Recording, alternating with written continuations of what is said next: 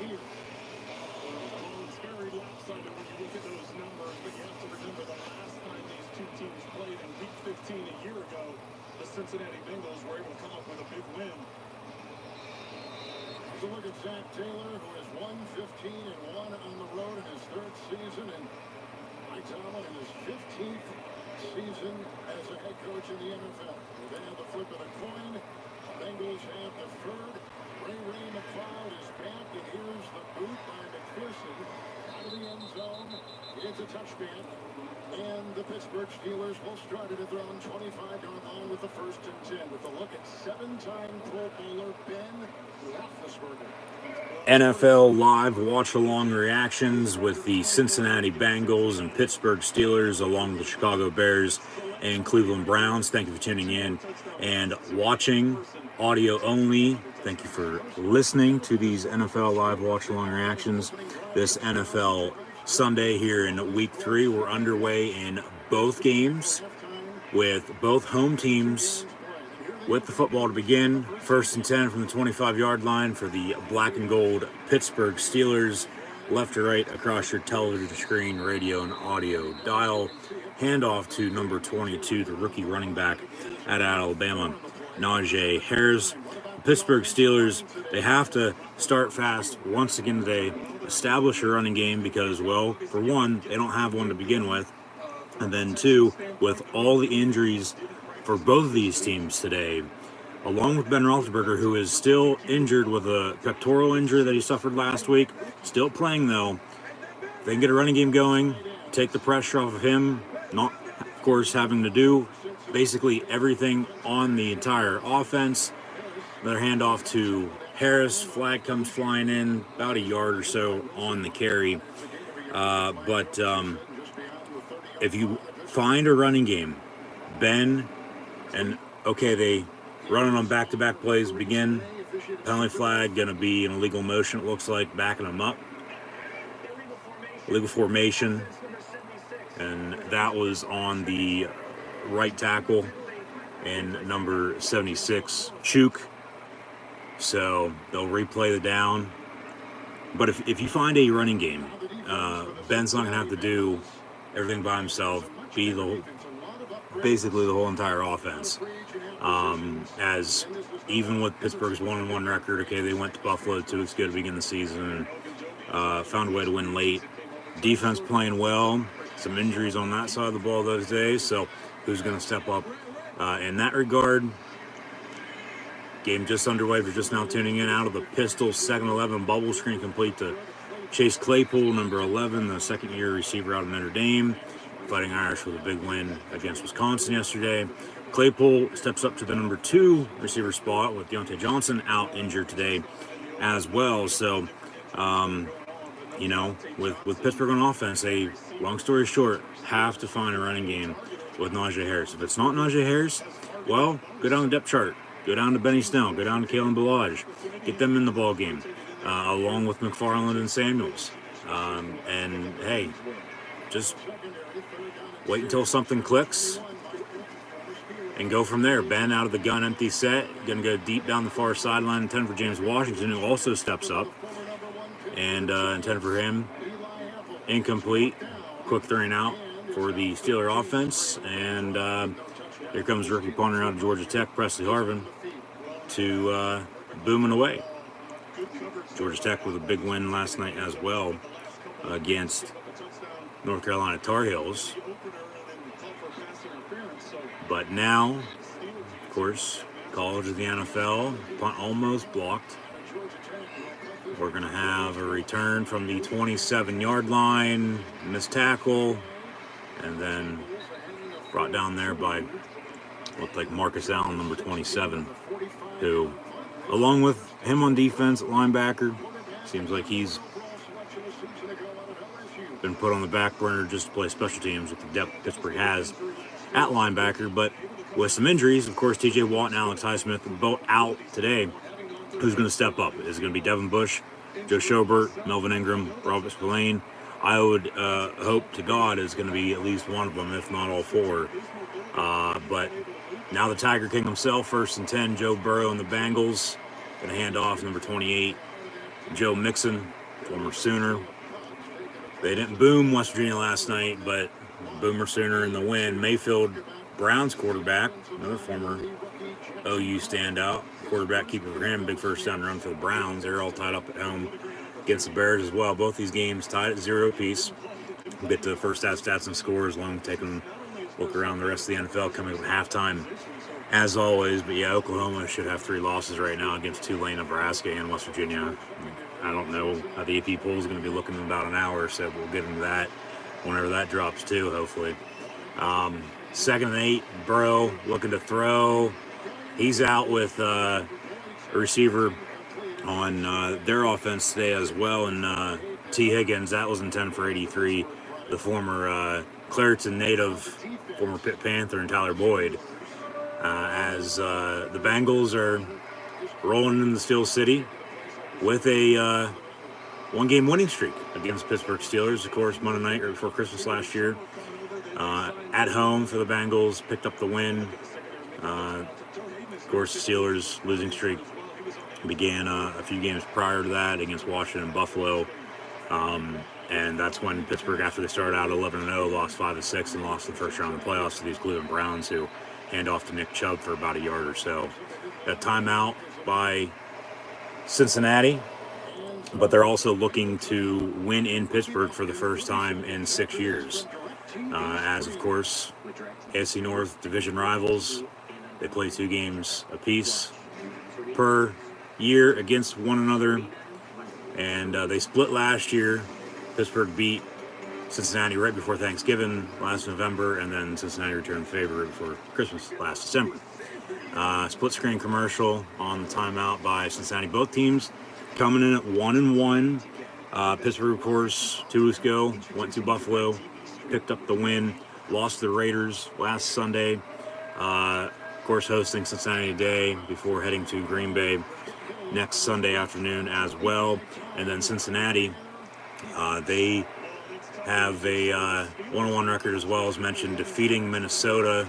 That game could have ended in a tie. They kicked a game-winning field goal at the end of overtime, defeating the Vikings 27-24. And then they lost by 3 last week as well. 3rd and 8, Burrow should have been sacked a few times, escapes it, and then only gets about 7 on 3rd and 8, so it's going to be 4th and a yard.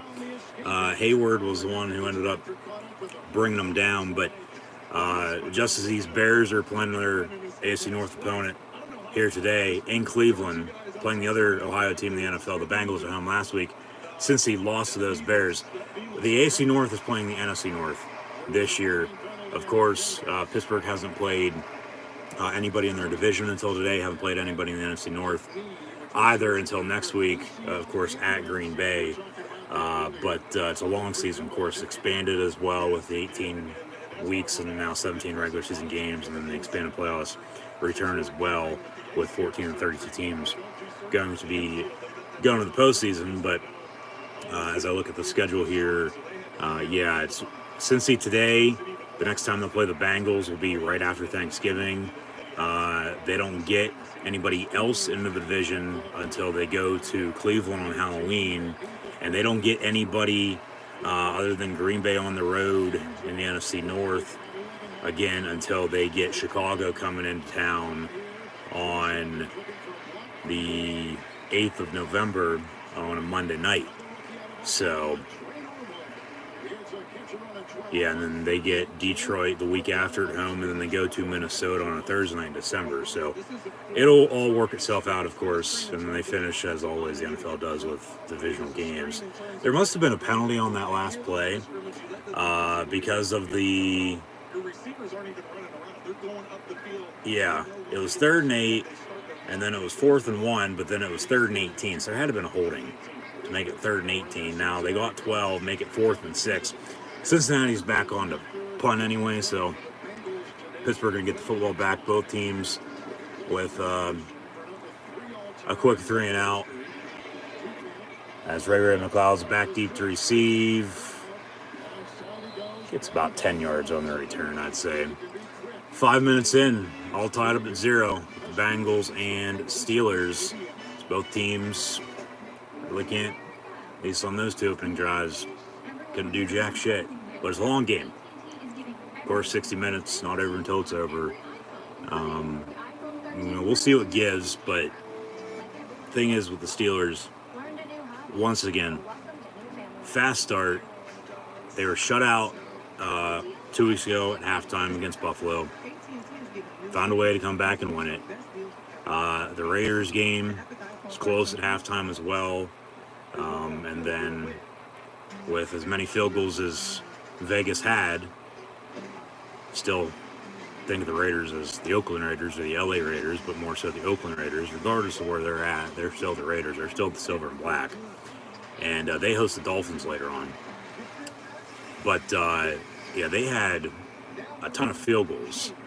And that's why I said Pittsburgh, even with the loss, 26-17, that game could have been a whole lot worse than what it was.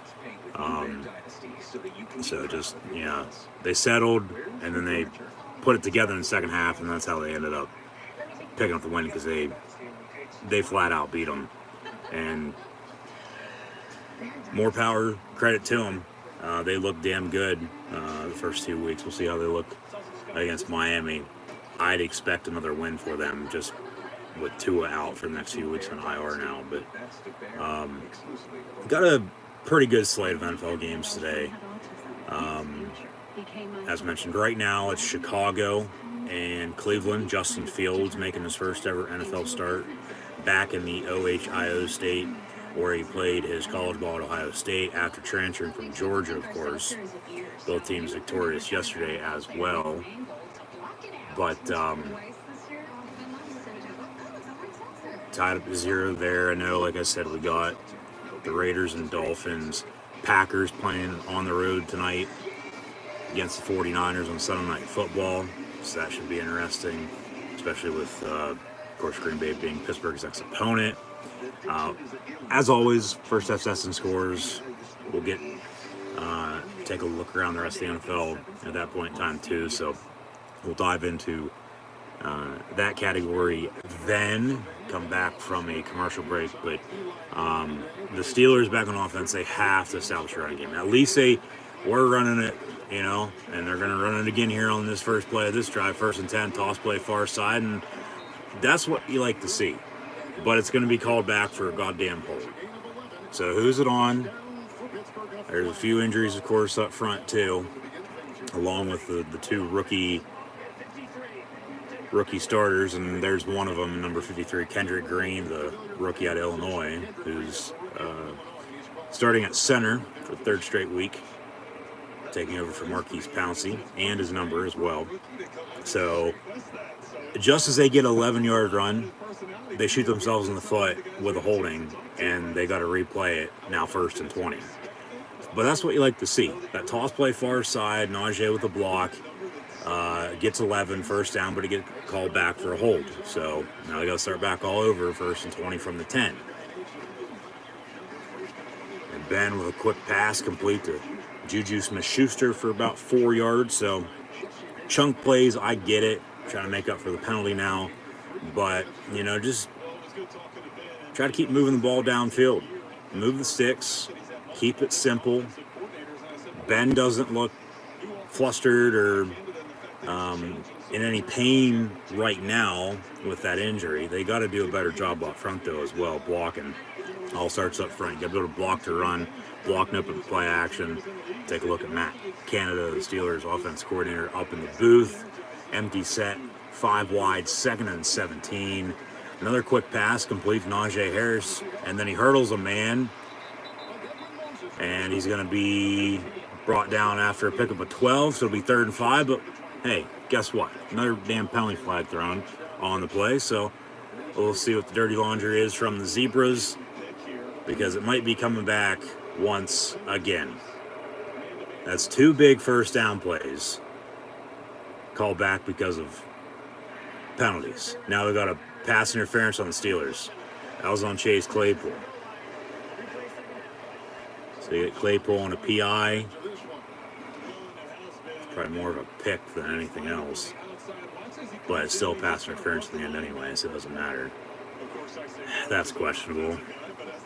Let him play.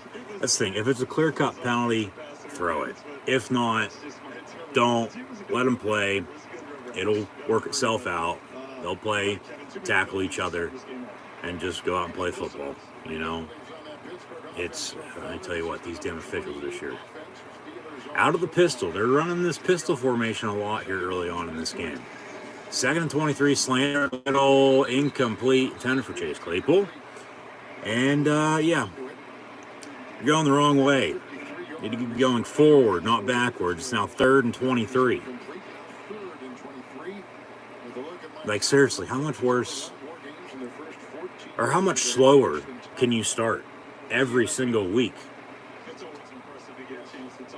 It's like you either start fast, which they haven't, and then you slow down the second half and hold on to win, or it's, as we see another empty set 5 wide on 3rd and 23, or it's you start slow and then you're trying to come back and win, and then it's, you know, sometimes a little too late. On 3rd and 23, they run a bubble screen near side, complete to Claypool for, I don't know, he might have got a yard, he might have lost a yard. They're going to give him a yard. It's 4th and 22, but here, in the end, they're still going to have to punt. North, south, east, west. No, do the first, not the second. The end zone's ahead of you, not in the stands. Preston Harvin on the punt again. Nice bounce. Bengals on the return. Another missed tackle, another missed tackle. They're tripping over each other. And then Pittsburgh finally makes a stop. And it'll be 1st and 10 Bengals. If I don't have a heart attack or a stroke or a brain aneurysm or something by the end of this game, I mean,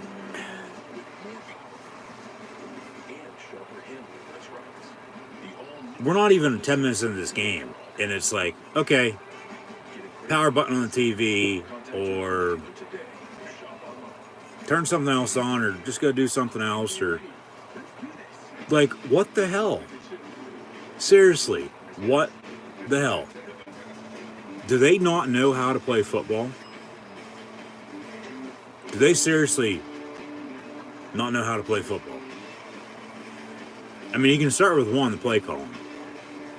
Why do you run, other than, of course, knowing you're already going to punt? So it's a sort of contradictory question. We finally found the perfect house. Yeah, we couldn't believe the deal we got. Just lucky, I guess. Sort of rhetorical, if you will, as the Bears are up 3-0 on Cleveland. Why do you throw a bubble screen on 3rd and long to get a yard and then punt? Well, like I said, I already answered my question. Because they knew going into that play they were going to punt. Because the drive was dead. Because the penalties have killed them. Don't do anything stupid. No damn penalties. I get the refs throw it, they throw it and call it against you. There's nothing you can do about it. You can argue it, but unless they pick it up, there's nothing you can do. No turnovers either. Haven't seen any of those yet. They need to get the damn tight ends involved with Ebron and Freiermuth. They need to do literally everything better because Roethlisberger cannot do it all by himself. Especially with his age, for one. Now another injury. He's playing today, but a pec injury. So how's that going to affect him playing quarterback, dishing it out, whether he's handing it off or dumping it off or throwing deep downfield to his other teammates on offense? Hopefully not, of course, the Bengal defense. But, and then who knows, because he hasn't been hit yet, he takes a shot, who knows how bad it might be. Haskins is out, Rudolph's going to be backing him up today, so get ready for that if it comes, because they'll be further up shit creek without a paddle if that ever happens. Burrow hands off to Mixon, 5-6 yards on the run there. And, I mean, seriously, like, what in the hell are you doing? At least, hopefully, the defense can just continue to make stops all game long, but then they'll be out there all day. And then, still on offense, they can't do anything. Well, they're screwed. It's like, I'll still be watching, yes, going back to what I said a little bit ago, but Hayward gets to Burrow. Down the middle, it's going to be picked off by Edmonds off of the deflection. And Edmonds on the return. Okay, maybe there's a spark right there to the 44-yard line on the return. It'll be 1st and 10 Steelers. Now you got to capitalize. Okay, so the defense does make a play. And it was Terrell Edmonds stepping up on defense. Minus, of course, T.J. Watt and Alex Highsmith injured at backer. Tyson Lulu went down last week as well at D tackle. And then on the back end, it's Minkin Edmonds. And Edmonds with the pick. I don't know what Burrow was thinking on that play. Throw into triple coverage, it seemed like. And then Edmonds was still back deep with the other corner coming over from the far side, it looked like. And with the deflection, it's just, of course, batted up in the air, and Edmonds comes down with it. So, I mean, at least, like I said, the defense makes a stop there, and they make a play and get the offensive ball back. But, hey, if they can't take one any time off the clock, can't get anything going on offense with the way play calling has been so far, at least they're trying to get the running game going, because they have to find a running game today. Find a running game every game. Who the hell you're playing? But especially one when you don't have one as bad as it is.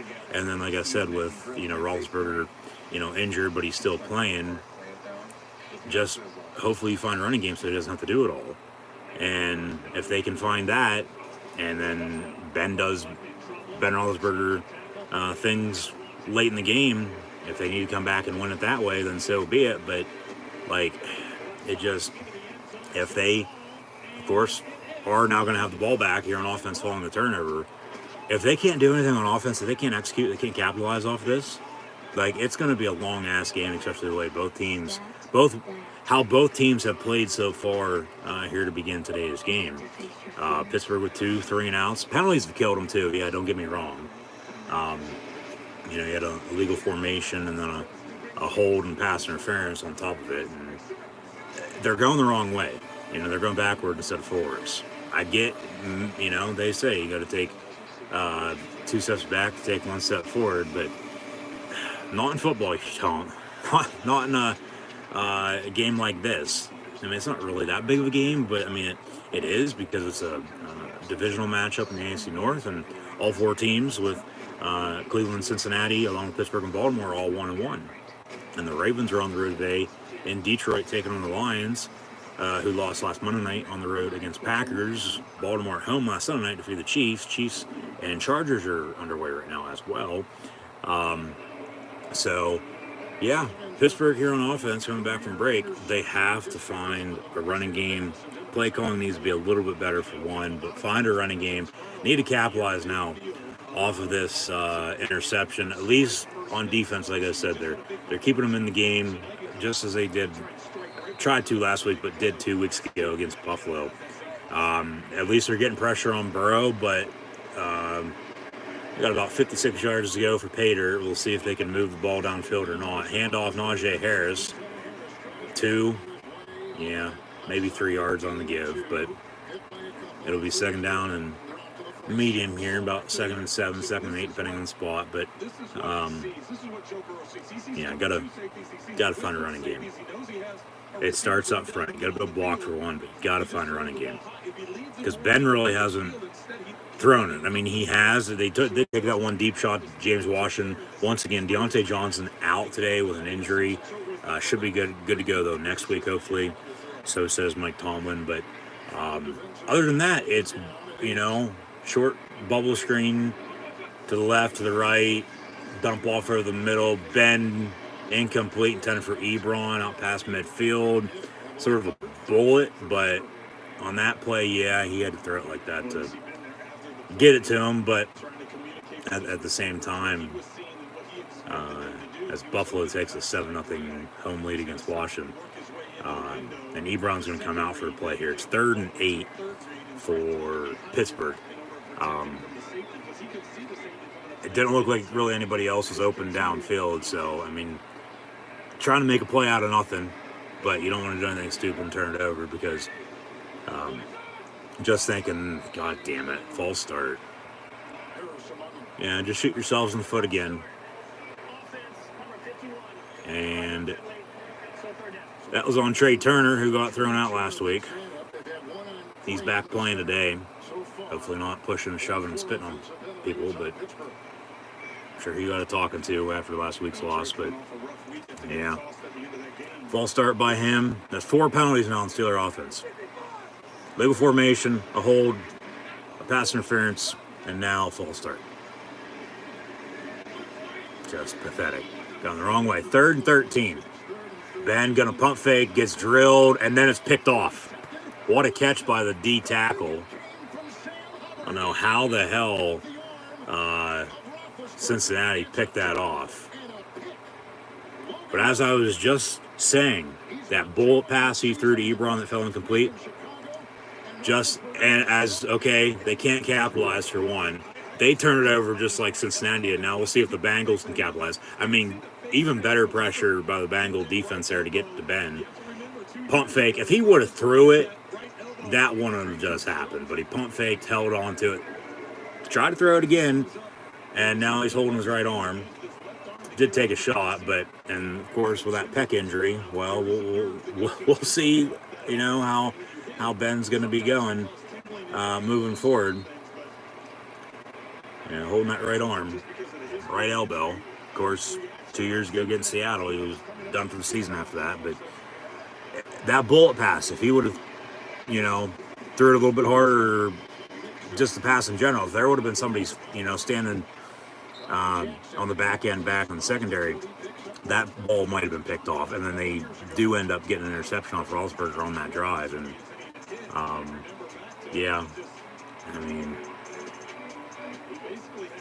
they can't do shit on offense. They can't. It's absolutely pathetic. 2nd and 6 for the Bengals in Steeler territory for 38, following the interception. Burrow on a toss play. Nice tackle in the backfield. That's by number 35, Arthur Moulette, who's also in the secondary playing cornerback alongside Joe Hayden, Cameron Sutton, and James Pierre. Akello Witherspoon, the DB they traded from Seattle, also out today, as Pittsburgh has more injuries, more players out today than what Cincinnati does. More so on defense. It's Highsmith and TJ Watt as your top two, and then Witherspoon, and then also, like I said, Haskins, if something would happen to Ben, is also out. So it's Mason Rudolph show. Come then, hopefully not. And then Deontay Johnson's also out. And then T. Higgins is out for Cincinnati on offense at wide receiver, but no T. Higgins. Burrow went to Boyd earlier. Goes to the rookie receiver at LSU, a former teammate of his, down in Baton Rouge, in number 1, Jamar Chase, who can catch the football without white stripes on it. So that's a good sign for him, I guess you could say. But a big first down pickup for the Cincinnati Bengals. Burrow going to be under center. Mixon in the backfield. Hand off to him. And inside the red zone they go for a pickup of 6. Now, at least the Bengals have a running game. I don't know why the Steelers don't. And the center, Hopkins with the push into 6 on the play. Yeah, Hopkins, Spain, and Williams, that left side of the line really push things forward. And especially just say if Ben is, done. Well, looking ahead in the future, all the quarterbacks they have on the roster right now aren't the answer. So I'll have to figure something out. But saying for today, he seems fine on the sideline right now. But they don't have a running game. Rudolph comes in. He's going to be making boneheaded decisions. Plus, they still probably won't be able to run the football. Defense is going to be out there literally the whole entire game. And they'll get beat. Okay, false start by the Bengals, 5 yards backing them up. Tied up at 0, Cincy and Pittsburgh. 4:04 to play in this first quarter. There's a big error on the Steeler defense right now. And that error is they can't run the goddamn football. 2nd and 9. But on defense, they did make an interception. However, on that last drive to end it, as Burrow dumps it off near side, that was 283 Tyler Boyd. On the tail end of that, they threw their own interception. The Bengals have the football back now. So, yeah, this is just... I mean, decent coverage by the Steelers, but it was a dump off in the flat near side of the second string receiver and Tyler Boyd, who has turned into one of the most reliable wide receivers in the NFL, coming out of Pitt.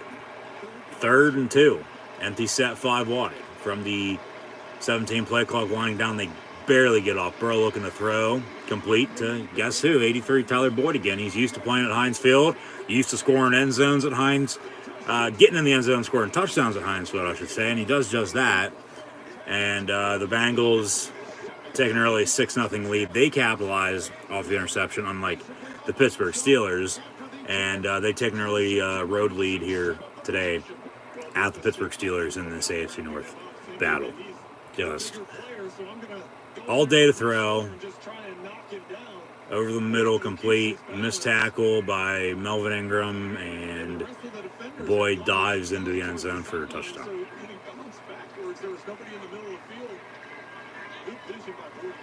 So now McPherson, the rookie kicker, on for the extra point. Right down Broadway, up and good. 7-0 Cincinnati.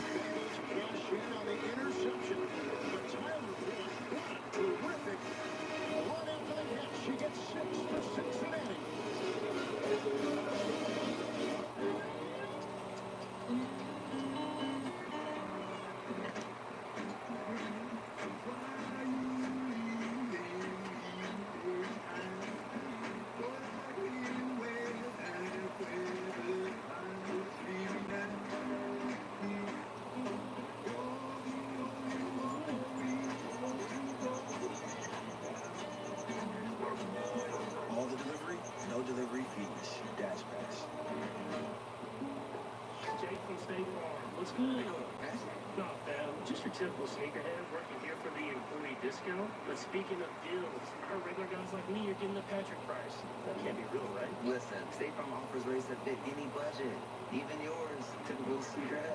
Wow, just anyone knows? Yeah. Man, these just sold out then. For surprisingly great rates that fit any budget, like a good neighbor, State Farm is there. Call or click to get a quote today. If Mark, Mr. Cartoon Machado, didn't have the fighting spirit to draw out his passion. Joe Burrow is 4 of 6 for 51 yards. Has a touchdown now to go alongside of that interception that Pittsburgh couldn't capitalize on. Mixon, 5 carries for 16 yards, so able to run the football a little bit, unlike Pittsburgh, where Najee Harris, 2 carries for 6 yards. Roethlisberger is 3 of 7 for 8 yards passing. 3 of 7 for 8 yards passing on a pick. Boyd has 2 catches for 24 yards, both on back-to-back plays there, and the second was good enough to get in the end zone for 6. Jamar Chase also has a catch for 15 yards, and Chris Evans for 1 for 12 as well.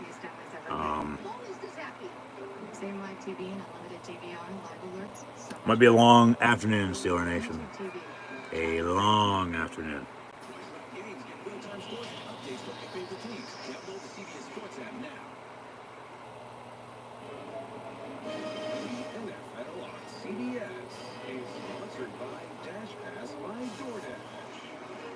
A couple other games also at 7-0 right now. Buffalo leads Washington. Tennessee leads Indy. New Orleans leads New England. Of course, Cincinnati and Pittsburgh. The Cardinals lead the Jags as well by that same exact score. There's a few 3-0s with Chicago over Cleveland. And then the Giants over the Falcons as well. And then, of course, still got some late games kick off this afternoon, and then Sunday Night Football Monday night as well, following the Panthers' 24-9 win on Thursday Night Football on the road against the Houston Texans. But now, back to the Cincinnati Bengals and Pittsburgh Steelers, as the Bengals take an early 7-0 road lead down at Heinz Field in the Steel City over the Pittsburgh Steelers. So, once again, thank you for tuning in and listening. Audio only once again this afternoon, hence that's why you see the black screen. But yes, thank you for tuning in and listening. Be sure to like, follow, and subscribe on social media. Links in the description below. Ben Roethlisberger going down on the sack. There's a problem with this offensive line now. They played pretty damn well 2 weeks ago at Buffalo against the Bills. Yeah, okay, they were down at halftime, but then the defense kept them in the game the whole entire way through until offense got rolling. Of course, special teams helped out with that block punt return for touchdown as well that game. Pittsburgh won by 7, 23-16. But since then, I don't know when it would have started. Sometime I'd say early last week, and it's just rolled into today, and it's even worse now. And, you know, no wonder they can't run the football. And even if they can, hand off to Najee Harris there for about 4, maybe 5 yards. Still going to be 3rd and long following that sack on the play before. You know, no wonder they can't run the football because they can't block up front. And then Roethlisberger's going down on a sack left and right, or getting hit every play, it seems like. And, you know, when nobody's open and, you know, whoever you're playing is getting to you, plus covering well, what can you do? There really isn't anything you can do. That's when you got to reach into the hat and figure something out, you know, whether that's a trick play or hopefully special team steps up for him. I don't know. Pass near side, incomplete, 10 for James Washington. Steelers going to get a penalty flag on a defense pass interference, which see a replay, because it looked like they got tangled up, but it also looked like they were pushing and shoving a little bit before the ball was thrown. So we'll see what the flag is. They're going to say pass interference on the Bengals. That's 15 yards, spot foul, automatic first down. Okay, so they luck out. Because if not, they'd be on the punt right now. Yeah, replay here. Yeah. It was good until the end, until they got to the sideline, and then a late shove. And Washington wasn't able to go up for it because of that. So, yeah, I guess that's a good call. I'll take it, no doubt about it. I don't know what Bengals fans think about that, but fake the end around Juju Smith-Schuster, hand off to Najee Harris, and brought down to the backfield for tap for loss. They cannot do a damn thing on offense.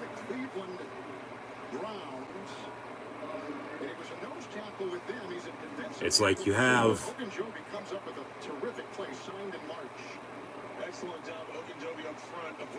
yeah, Najee. They should have gave it Juju on the end round, for God's sakes.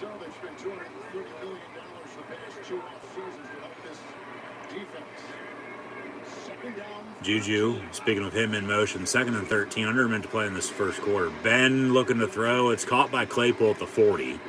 So they get 6. It'll be 3rd and 7.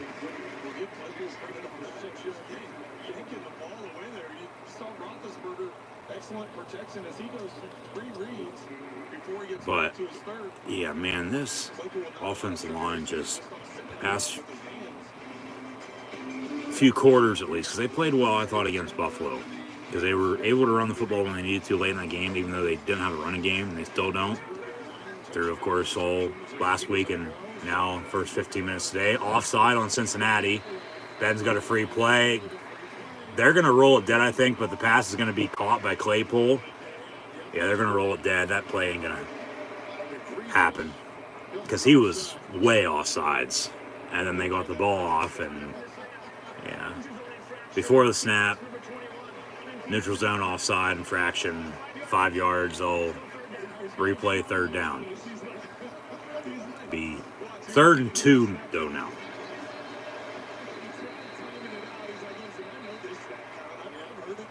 For years in practice, he thought he timed it out, thought he had one, was going to get a cheap one. So, okay, that will take us to the end of the first quarter now. You let the time run off the clock. At the end of one, it's 7-0 Cincinnati. So, okay, they luck out a few times on a few penalties there by the Bengal defense to keep this drive alive. But, yeah, I don't know when it would have started. I'd say early last week, and it's just rolled into this week. The offensive line just going downhill. No wonder they're going backwards instead of forwards on offense. They can't run the ball, shoot themselves in the foot penalties, turnover here and there. At least Presley Harvin's got a leg on him, he can punt, switch field. But up front, it honestly seems like Ray Charles, Stevie Wonder, Ronnie Millsap, Helen Keller, and you name the fifth, up on offense, blocking for the Steelers. Like, seriously.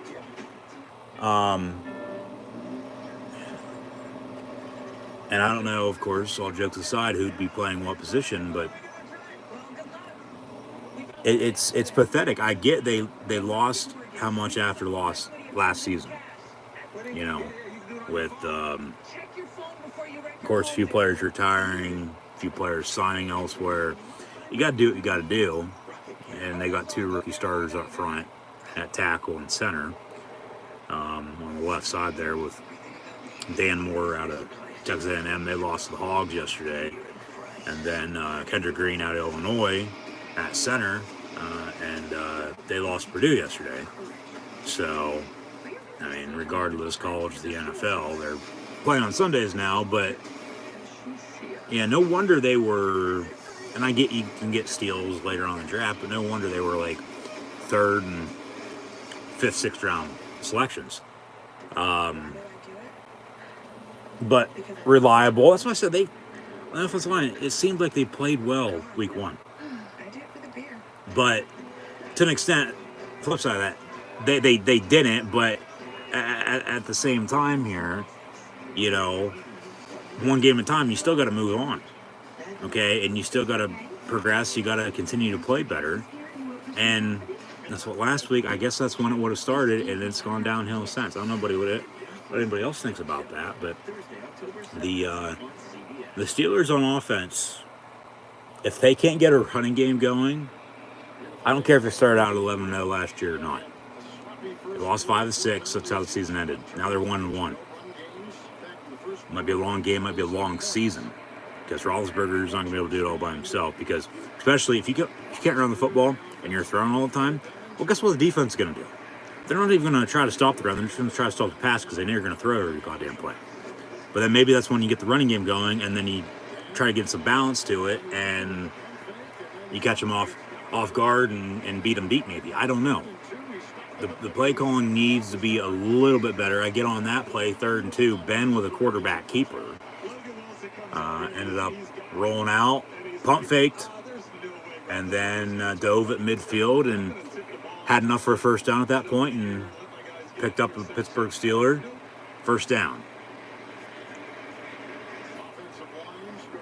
So as we begin the second quarter of play, it is Cincinnati with a 7-0 road lead against the Steelers. Handoff, Najee Harris, double deuce himself. And now, what the hell we got going on here?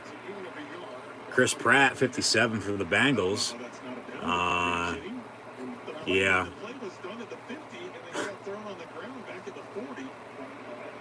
It looked like a fumble recovery, but Pittsburgh was down. Cincinnati had the football, and then there's some pushing and shoving. Yeah, gonna have to see a replay of that. That's exactly what the hell happened. Here we go. Okay, Najee, I don't know if he was down. It looked like he was, and then Cincinnati ripped the ball out. The Bengals are going to challenge that, and I don't blame them. Because I don't think they would have rolled it down by that point. And if they ripped the ball out and he wasn't down, no wonder Cincinnati was trying to go with it. And then Pittsburgh was, trying to get back to him to bring him down, and that's where the pushing and shoving ensued. So Cincinnati's going to try to challenge this. Mike Tomlin's also got his challenge flag out. So I know when the last time you saw on one single play, both head coaches trying to challenge the same play on whether he was down or not. And then there's a fumble. Okay, the rolling is not challengeable. So 2nd and 9 now for the Steelers. So there's nothing they can do about it. Yeah, exactly. It does not matter. If they blow it dead, which they did, I guess, yeah, you move on.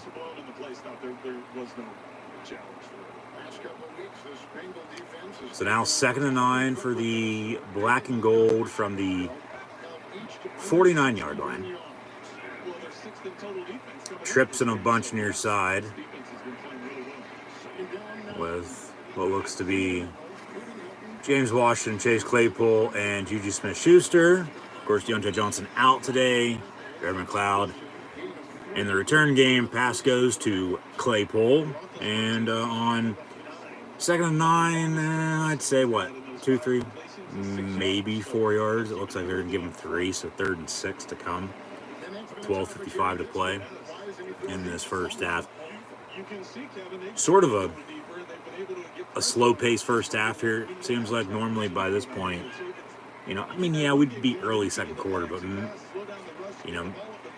maybe for a few games about almost midway through the first half and almost at halftime. A little miscommunication on a quick slant over the middle. Ben had to get rid of it, though, because if not, he would have been brought down in the sack. And he ended up throwing it behind the receiver on that play, too, as it was intended. Looked like for Juju, but then Claypool wasn't even looking either. If he would have waited, he would have had Harris coming out of the backfield on a screen in the flat far side. And instead, on 3rd and 6, incomplete, brings up 4th down. Presley Harvin on to punt again. So 3 punts for the Steelers and an interception by Roethlisberger. The Bengals capitalized on, and that's why they have an early 7-0 lead. Other than that, there's not a whole lot going on if you're just now tuning in, because the Pittsburgh Steelers cannot still run the football, which is a shame. You would think, especially in a game like this, old school smash mouth football, throw the records out the window. I don't care if it's early in the season or not. Ground and pound, run the ball down your throat, open play action, play good defense, rely on special teams when needed. Best team wins. Well, Pittsburgh can't run the football for one. They're going the wrong way in general in offense, but in the pass game, taking some shots are all falling incomplete. Penalties have helped out both offenses now, but more so still the Bengals, because the Steelers are once again continuing to shoot themselves in the foot with as many penalties as they've had called on them, especially on offense, because at least on those, they've had the ball 4 times now. 3 punts and an interception. 2 plus 2, 3 plus 1 is 4. I can do math. Hopefully you can too. If not, go back to kindergarten. But they get a good play, as they did on one of those first 2 drives. I think both, actually. It was a illegal formation or a hold that brought the one first down run back, and then the other was a pass interference on a quick pass over the middle that Roethlisberger was completed to, I believe that was Juju, and then the PI would have been on Claypool. I think that's what it was. It just, and once again, no tight ends. They went to Ebron, but it was incomplete. No Pat Freiermuth yet, no Zach Gentry. They got to do better up front, though. Offensive line, that's where your problem's at right now. If they get that fixed, and then they still can't run the football, well, then you got to go there. But you get the O-line fixed, they start running the football, everything else is going to work itself out, because Big Ben's going to be Big Ben then. He's still trying to be now, but it's just a little harder because he's trying to do literally everything by himself on this Steeler offense, because there's nothing else they can do. And then in the meantime, on defense, even with all the injuries, of course, TJ Watt and Alex Highsmith out today. they're just trying to keep the team in it until they get rolling. And, like, until that happens, they're just going to be sitting in the same spot as, well, Jesus Christ. Mixon with a good 25-yard run up the middle. I don't know how the hell that just happened, but yeah. And now we've got a little bit of a delay with CBS for some reason. A little technical difficulty.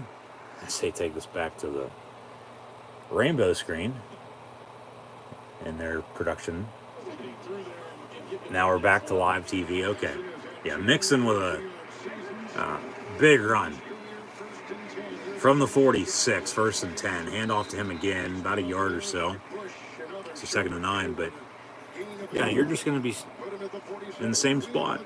You're not going to be moving, you know?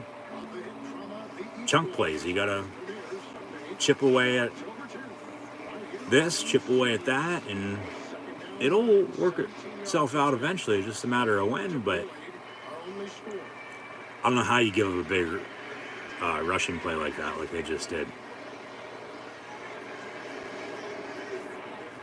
But, I mean, we are still pretty even. But the Bengals have been able to capitalize. Pittsburgh still can't do jack shit. 2nd and 9. That's a handoff to another former Oklahoma Sooner.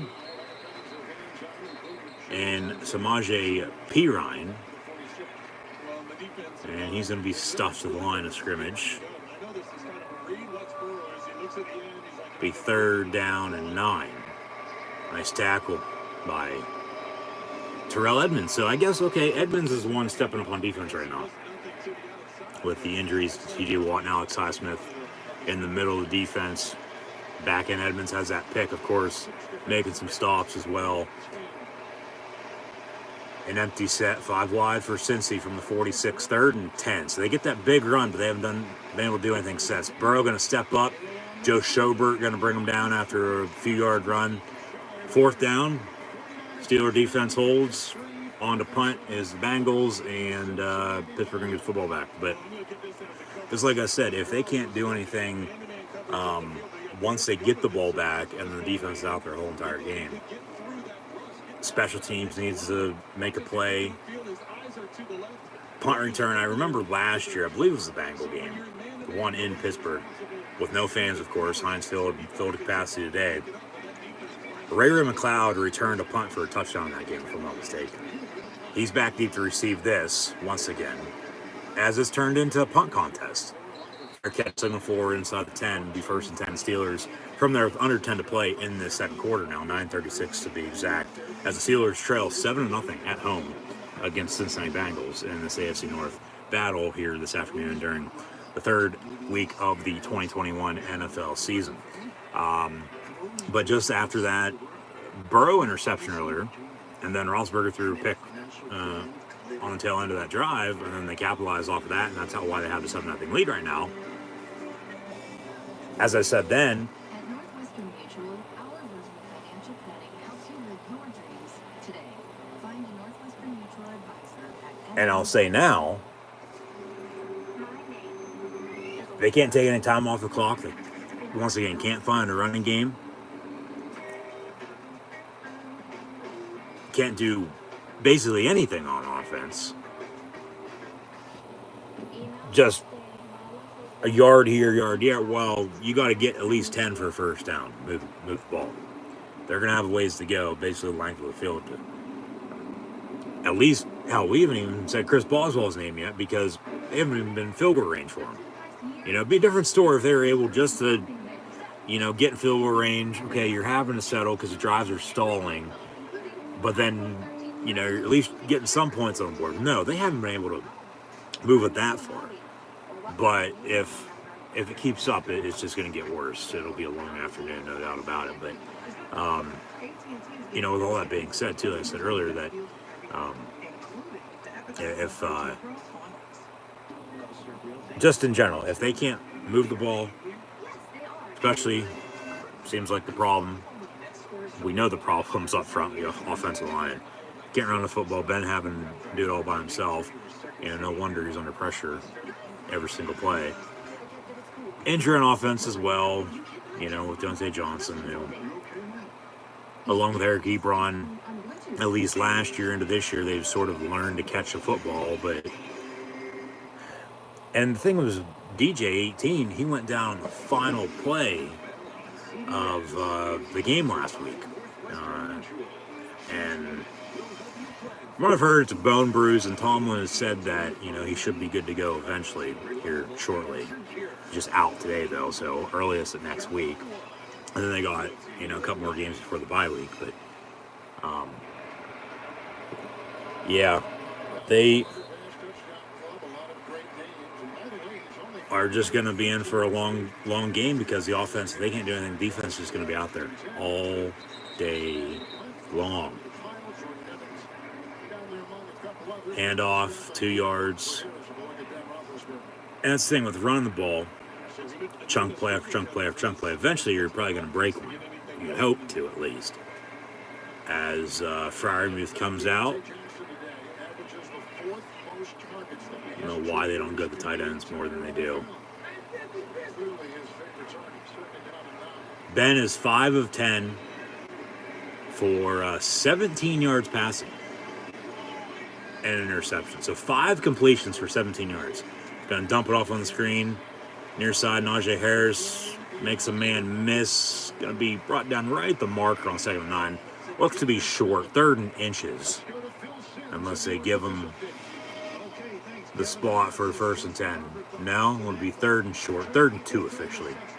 And now we got to update our first update with the Chargers on the road at the Chiefs. They lead 14-0 over Kansas City, which isn't that big of a surprise, but I mean, early on, right now, still all football left. I mean, it on the flip side, it sort of is. But that AFC West, like I said last week, both West divisions, AFC and NFC, especially the AFC, as Freiermuth makes a catch for Pittsburgh Steelers. 1st down. You got the Chiefs, of course, going to back-to-back Super Bowls. The way the Raiders have looked so far, the Chargers as well. Now on the road at Kansas City, winning by 14, middle of the 2nd quarter. And then you also can't forget about the Denver Broncos, who are playing some damn good football, who will be rolling into Pittsburgh in a few weeks for the Steelers' next home game after today, following the road trip to Green Bay next week to take on the Packers. 1st and 10, Roethlisberger, they're going to get a holding on that, I'd say. No, throw it away. Don't take a sack. What are you doing? You had literally all day and night to throw. And you could have tucked it and ran for a few yards, at least out of bounds. Fake the give. All day to throw. I thought they were going to get a holding right there.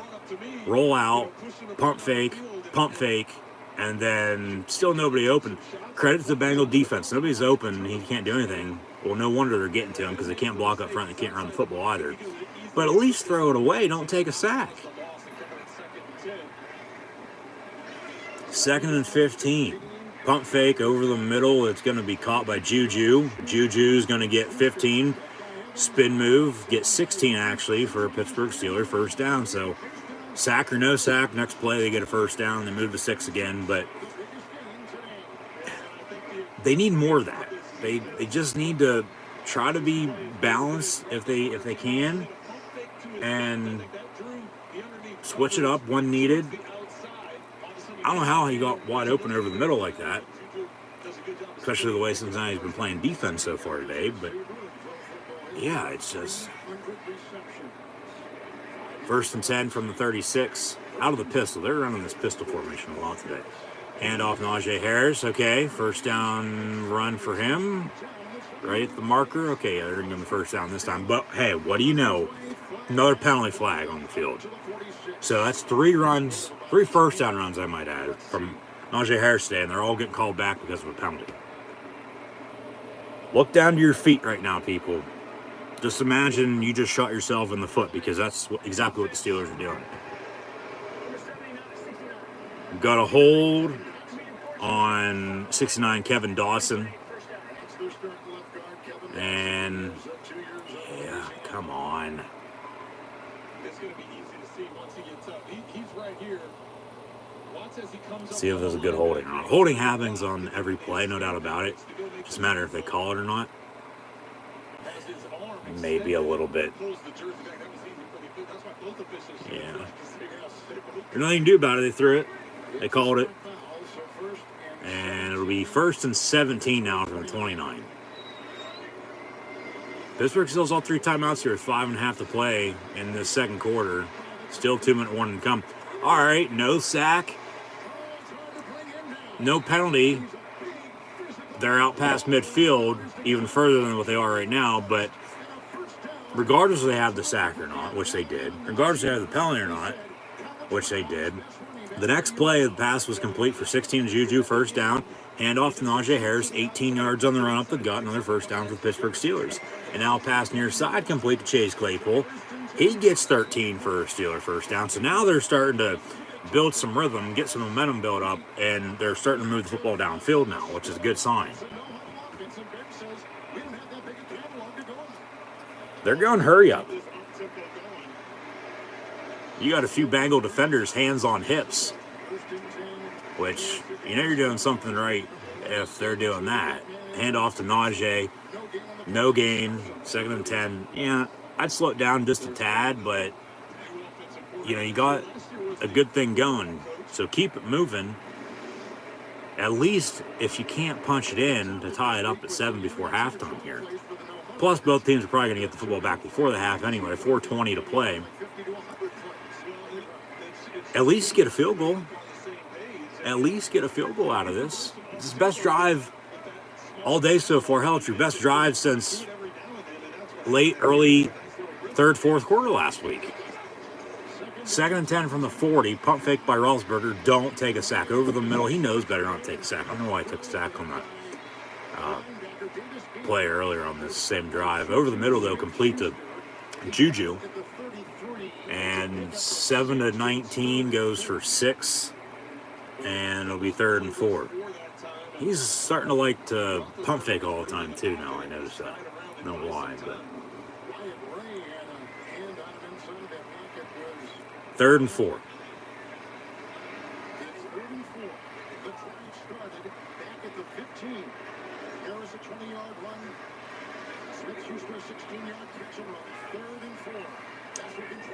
Play clock winding down. They get it off from the 33. Ben complete to Najee Harris, another Pittsburgh Steeler. You say it, first down.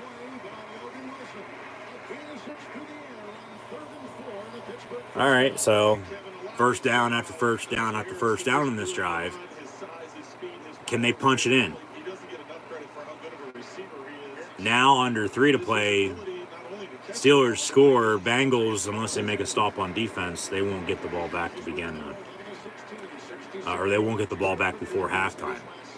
However, the Bengals will get the ball back to begin the second half as they kicked off to begin today's game as they deferred their choice to the second half.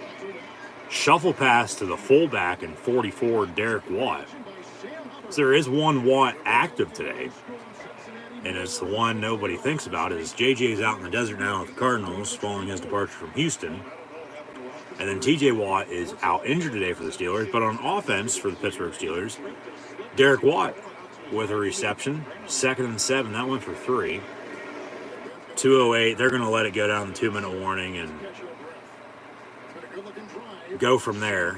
So 2 minutes to play here in this first half. Bengals on the road. Lead the Steelers 7-0, but the Steelers are driving. Best drive of the game so far. A few first downs. Moving the sticks.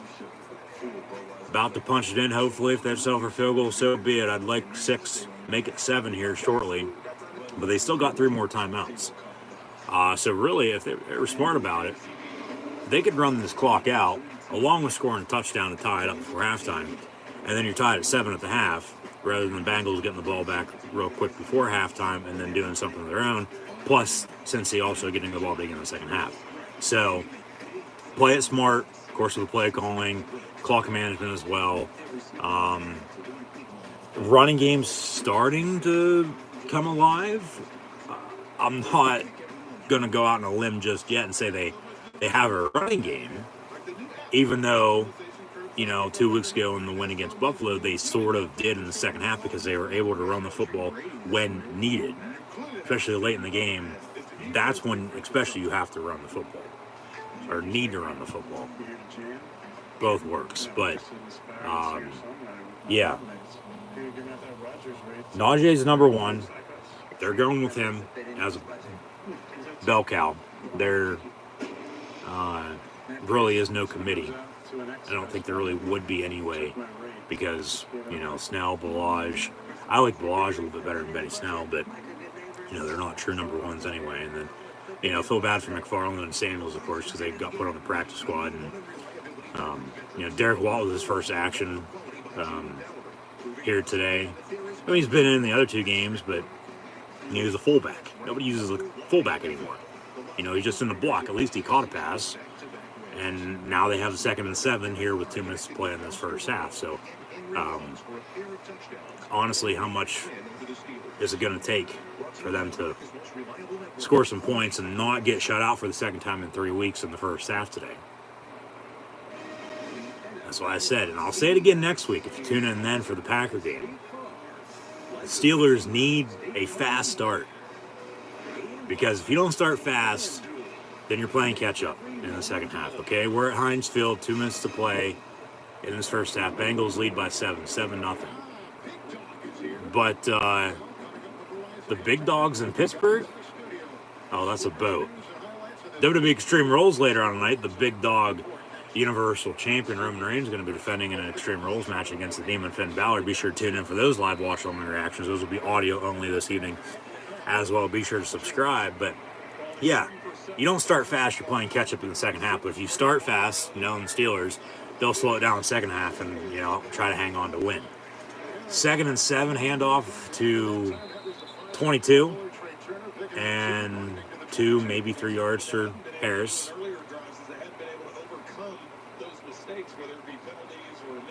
3rd and 5. Let the clock run here a little bit. Minute 40 and counting. You got some time. About a 15-second differential between the game clock and the play clock. Still all 3 timeouts, though. You trail by 7, but just get a first down on this play. Don't go for a touchdown.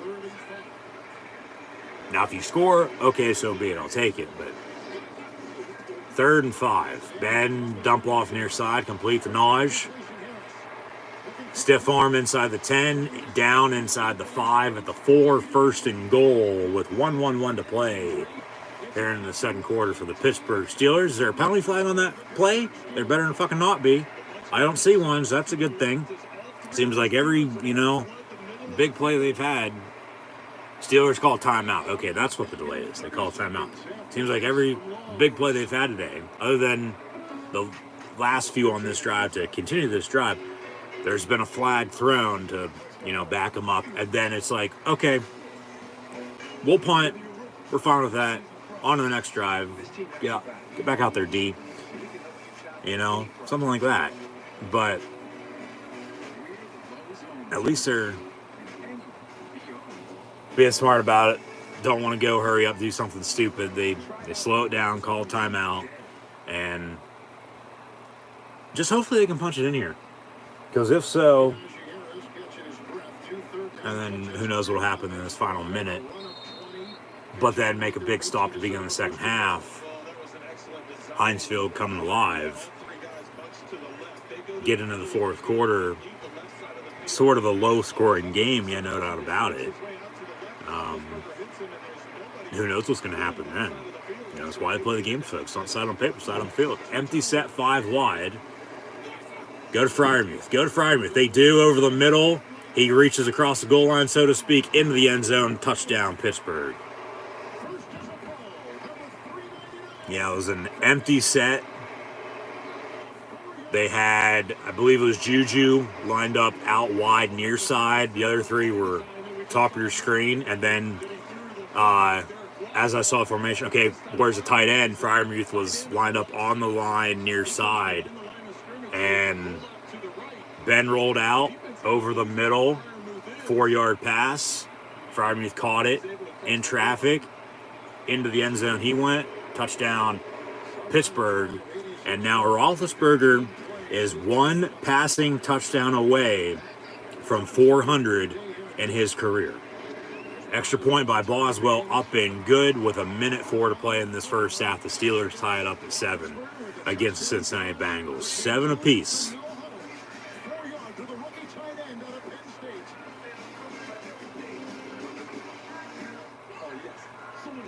Pitt yesterday at home defeated New Hampshire 77-7, as mentioned yesterday during the Villanova-Penn State stream, in which the Nittany Lions defeated the Wildcats as well, 38-17. But if you like those three numbers, 7-7-7 across the board, yeah. Play those slots. Hit the lottery. If only, say, there's 7 minutes on the dot to play, it'd be a different story. But I feel like there is a little luck on the Steelers side right now. I mean, I get there's as many people as there is currently watching right now, too, so maybe we'll add that number into it. Hell, who knows? Maybe the Steelers will make a play on defense or on special teams here, say with a turnover or something before this first half runs out. And it's probably going to be tied up here at 7 at the half, but who knows? Maybe since he does something, Pittsburgh gets beat deep like Oakland or the Vegas Raiders, Oakland, LA, Oakland, Vegas, Silver and Black Raiders or Silver Raiders, doesn't matter. They beat him deep, of course, to seal it last week with passing touchdown from 60 yards out from Derek Carr to Henry Ruggs. Since he does something like that, Pittsburgh's got a problem then in the secondary. Witherspoon, who was on that coverage, out today anyway, so I'm not going to have to worry about him not making a play. But at least Edmonds has stepped up on defense, yeah, don't get me wrong. But then also, like I said, it's probably going to be 7 apiece here at the half. And then it's Cincy getting the ball begin the second half, and we'll go from there. So, I mean, at least they're able there to get a good drive going. Arguably one of the best drives for them all season long. What the hell is this?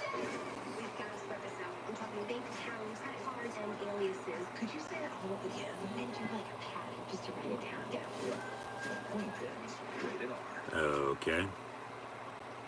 Another chick flick for all you Steeler fans or Bengal fans or football fans in general, whoever is currently listening, wherever you're listening from. Thank you. Audio only, live watch along reactions, live right here on YouTube. Be sure to subscribe. Links in the description below. Keep those chat questions and comments rolling. First down and 10 for the Bengals. As now they'll have to play once again with a tie.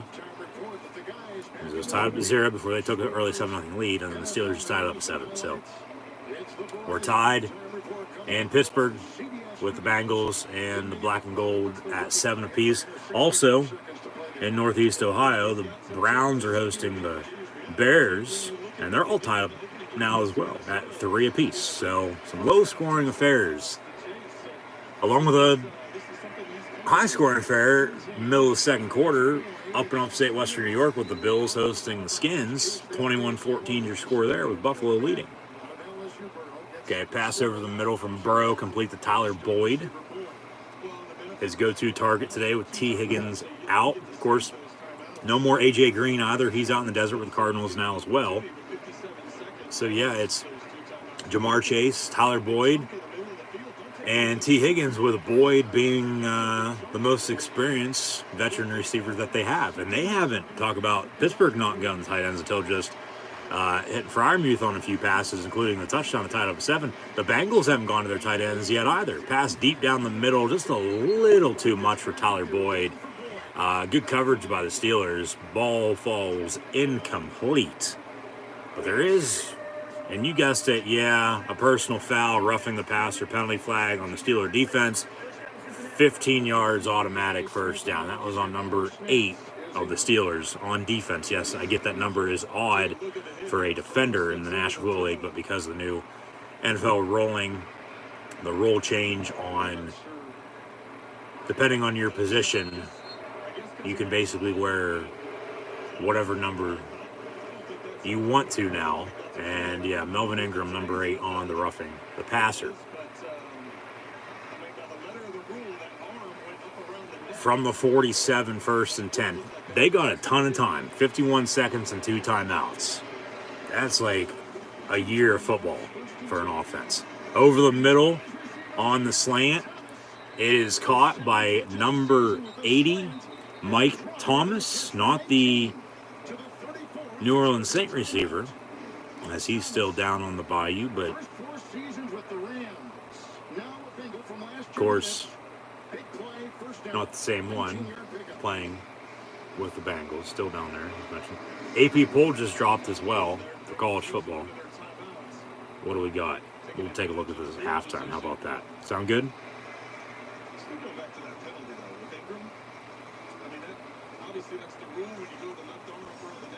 As we'll be done with September here in a few days.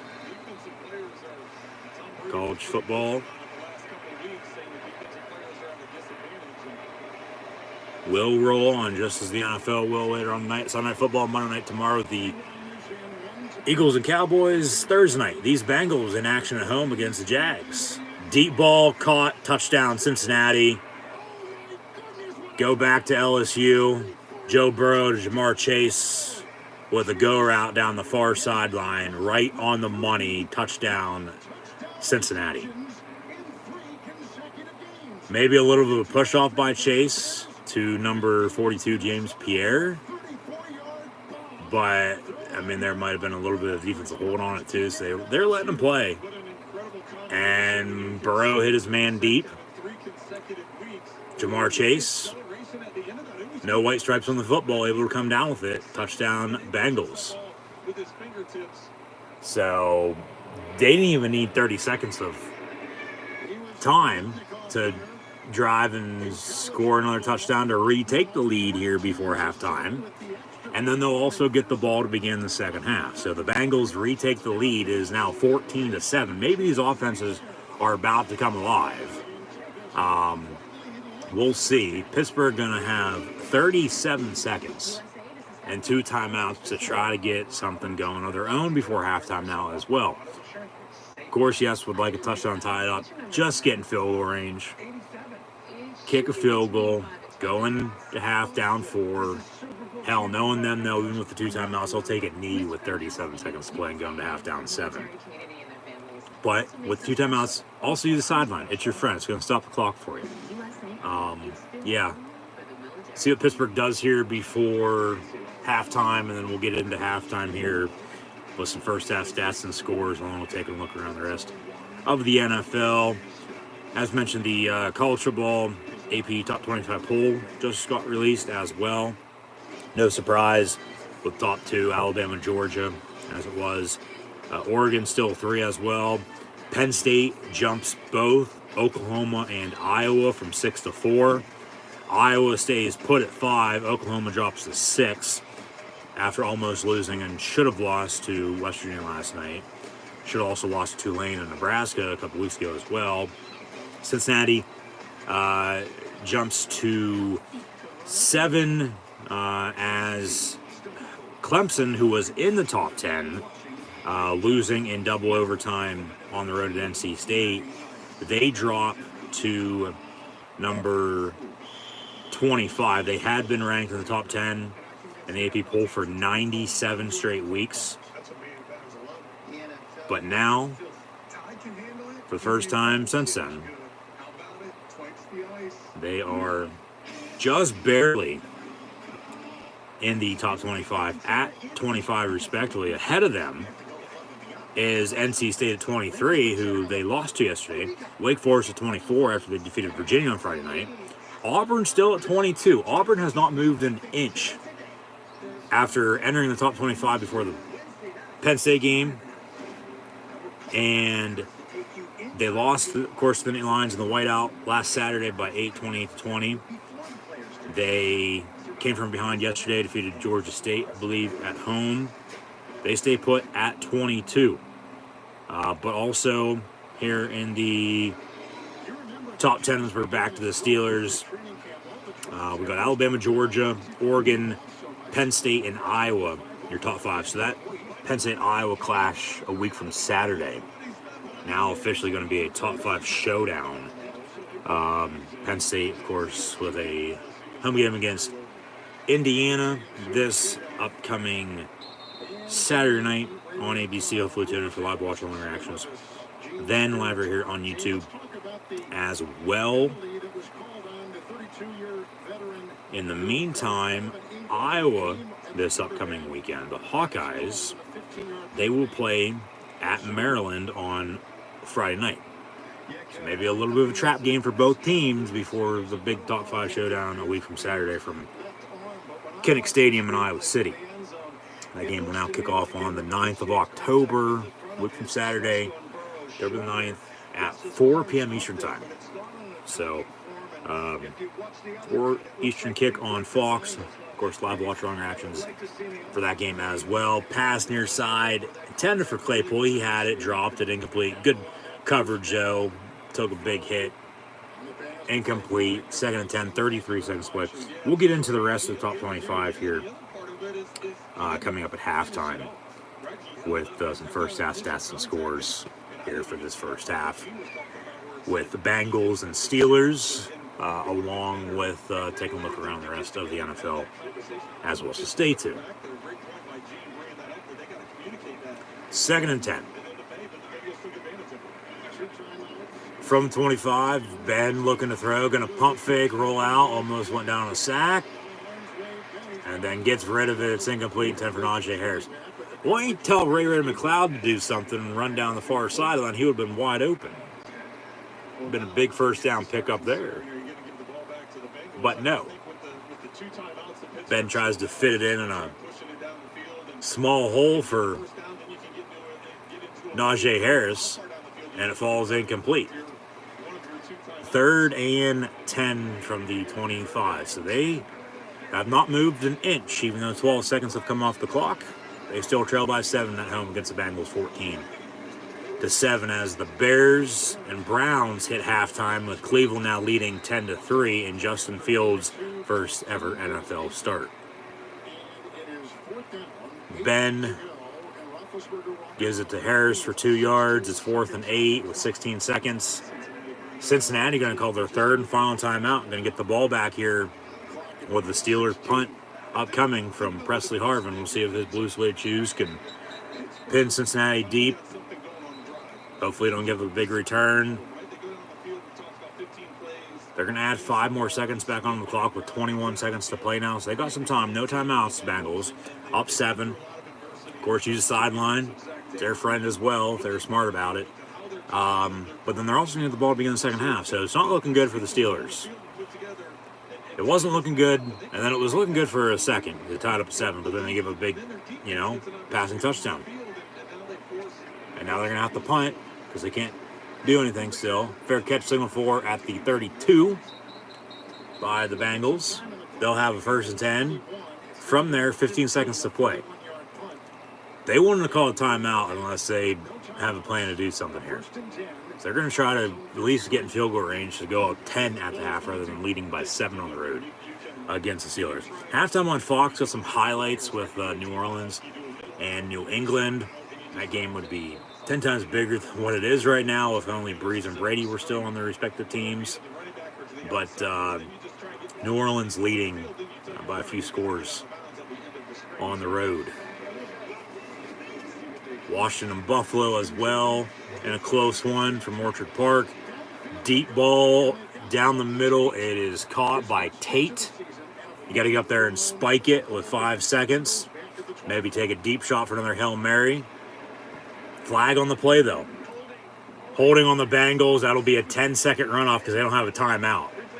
They're going to replay first down. That should be a 10-second runoff. They don't have a timeout. We're under 2 minutes to play.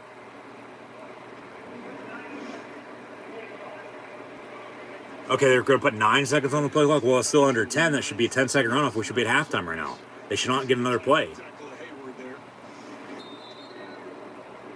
They're going to say 1st and 20 with 9 seconds. And now the Bengals here in the end anyway. Doesn't matter. They're just going to take a knee. Okay. So at the half, the Bengals lead the Steelers 14-7, as Trent Green just mentioned, as I've said a few times already. The Bengals, as this game is on CBS, Kevin Harlan, along with Trent Green in the booth. Cincinnati's going to get the ball to begin the second half. They lead 14-7 at Pittsburgh here in this AFC North battle. Highlights continue on Fox during halftime of Chicago and Cleveland. We'll get some halftime highlights on CBS here once we hit the halftime report for them as well. But currently right now in the National Football League, as we see some highlights with Cincy and Pittsburgh, a little bit of delay. I don't know what the hell's going on with that, but they fade to black, commercial break, halftime officially with Cincinnati with that late first half touchdown leading Pittsburgh now 14-7. But yeah, first half stats and scores now, along with checking out the rest of the NFL. Cincy 14-7 as Joe Burrow is 7 of 9 for 111 yards, 2 touchdowns. Of course, 1 to Tyler Boyd, 1 to Jamar Chase. He also has an interception. And then on the ground, Joe Mixon, 7 carries for 44 yards. Chase has 2 catches for 49 yards. Boyd has 3 catches for 31 yards. Both have a touchdown interception apiece. Mike Thomas, 1 of 19. Chris Evans, 1 of 12. Pittsburgh Steelers, Ben Roethlisberger is 14-21. 92 yards passing, a touchdown, and an interception. Has also been sacked a few times as well. So look at Burrow's stats compared to Roethlisberger's stats. Okay, I get now Najee Harris is only about 8 yards less on the ground than what Joe Mixon is. But Cincinnati with a 7-point lead, more balanced than the Pittsburgh Steelers right now. Burrow's only 7 of 9, so they haven't really thrown the ball a whole lot. Plus, they're able to run it, 7 for 44 on the ground for Mixon. But then the Steelers, Roethlisberger's 14-21, so they're throwing it more. And then they, of course, still don't have a running game, but, you know, stats sort of contradicting that now since they had a few long runs there on that long touchdown drive that they were able to tie it up at 7 before giving up another 7 on defense with a deep ball from Burrow to Chase to close out the first half, 14-7. Najee Harris is 11 of 36 on the ground, 11 carries, 36 rushing yards. Also has 3 catches, 31 yards out of the backfield as well. Chase Claypool, 5 catches, 26 yards. Juju Smith-Schuster, 3 catches, 25 yards. Freiermuth, 2 catches, 7 yards, and a touchdown. So how many points Pittsburgh Steelers have right now. And then Derek Watt also has a catch for 3 yards out of the backfield at the fullback position as well. But currently, also right now in the National Football League, with a few games at halftime, the others about to enter halftime. Doesn't look like any game in the second half yet. No. So yes, at halftime, the Browns lead the Bears 10-3. Also have that game on right now side by side with CBS and Fox respectively. And once again, thank you for tuning in and listening. Also currently the Titans lead the Colts at home 14-10. Chargers on the road 14-3 against the Kansas City Chiefs. Same score up in Foxborough at Gillette Stadium, with the New Orleans Saints leading the Patriots 14-3 as well. 14-7 and then 13-7, with Cincinnati leading Pittsburgh and Jacksonville leading Arizona. And then a few games that are about to be at halftime, the Falcons and Giants in a shit show. 7-6 from the Meadowlands and East Rutherford, along with the Bills adding a field goal 24-14, leading Washington. And then Baltimore also on the road 10-0 at Detroit, leading the Lions. Still to come this week in the National Football League, following the Panthers once again 24-9 win on Thursday Night Football on the road against the Houston Texans. We still have the Jets and Broncos, along with the Dolphins and Raiders later on this afternoon.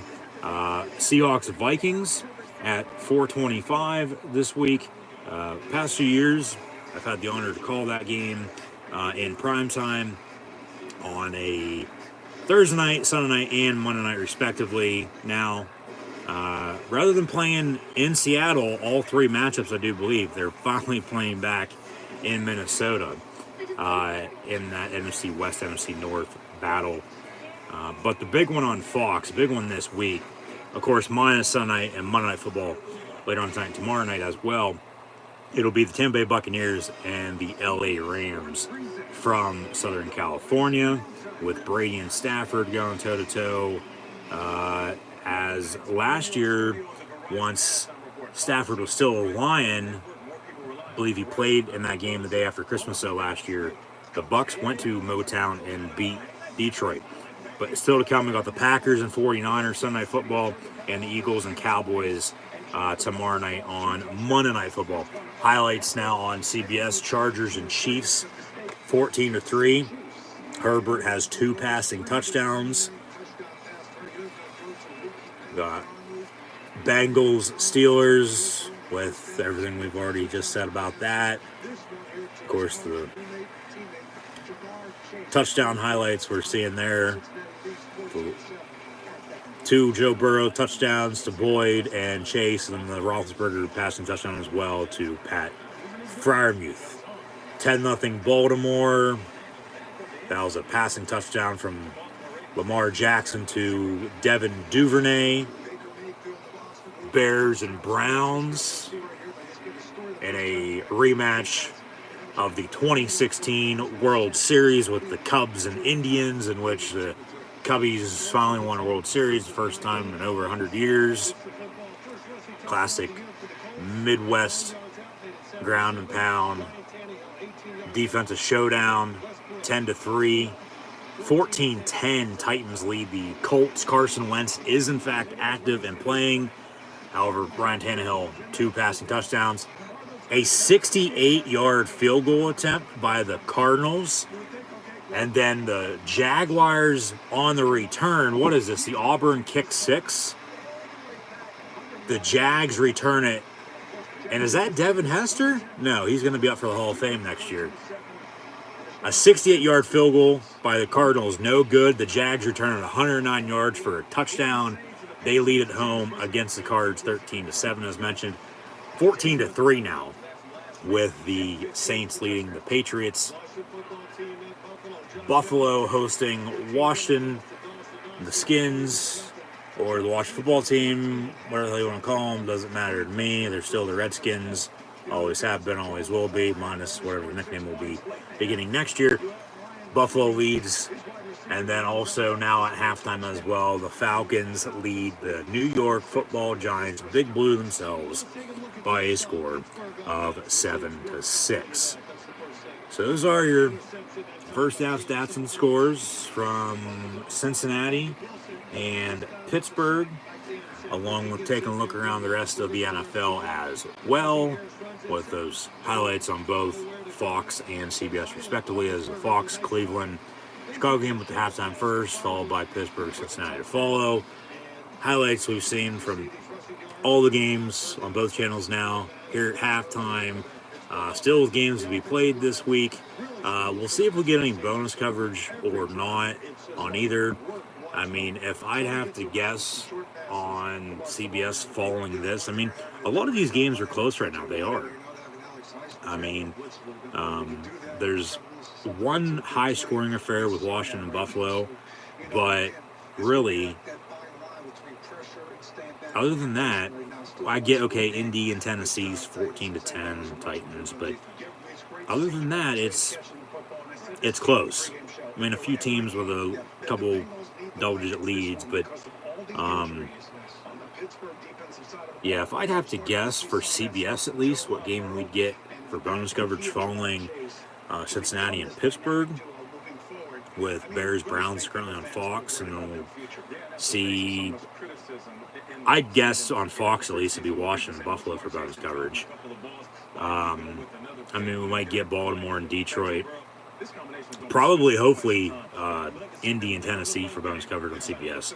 That game looks to be coming down the wire. Hell, even Chargers, Chiefs. It's really just going to depend on, what game is keeps everything in sync. going to be coming down to the wire, and what games are still going to be on after a few of these games, finish up first. So, we've had bonus coverage on both channels the first 2 weeks. Third time's a charm today, week 3.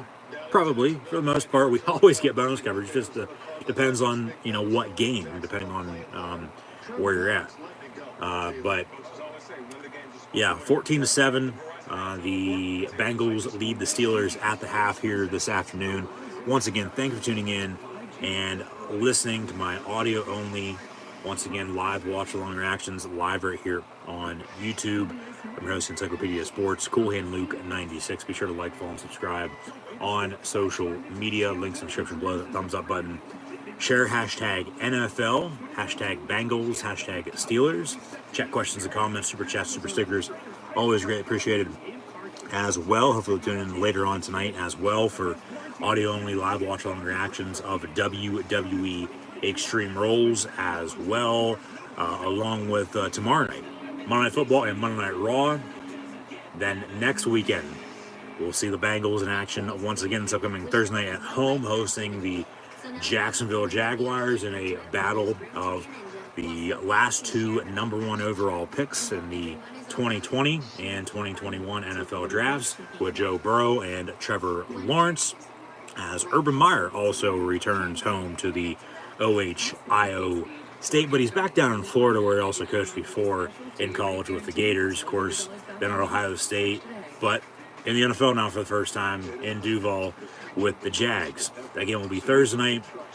Jaguars, Bengals, Thursday Night Football. Live watch-along reactions live here on YouTube. Then be sure to tune in. Next Saturday, Indiana, Penn State, and college football. Next Sunday, a doubleheader with the Steelers and Packers kicking off at 4:30, followed by next Sunday Night Football with the Tom Brady return to Foxborough, taking on his former team in the New England Patriots, as it'll be the Buccaneers and Patriots next Sunday night. And then next Monday night, the Silver and Black Raiders once again in prime time, as they will be playing the Chargers. So that is the schedule for the next week or so. Be sure to subscribe if you haven't done so already. All you have to do is hit that red subscribe button down below, a little notification bell next to it as well, so you can stay up to date.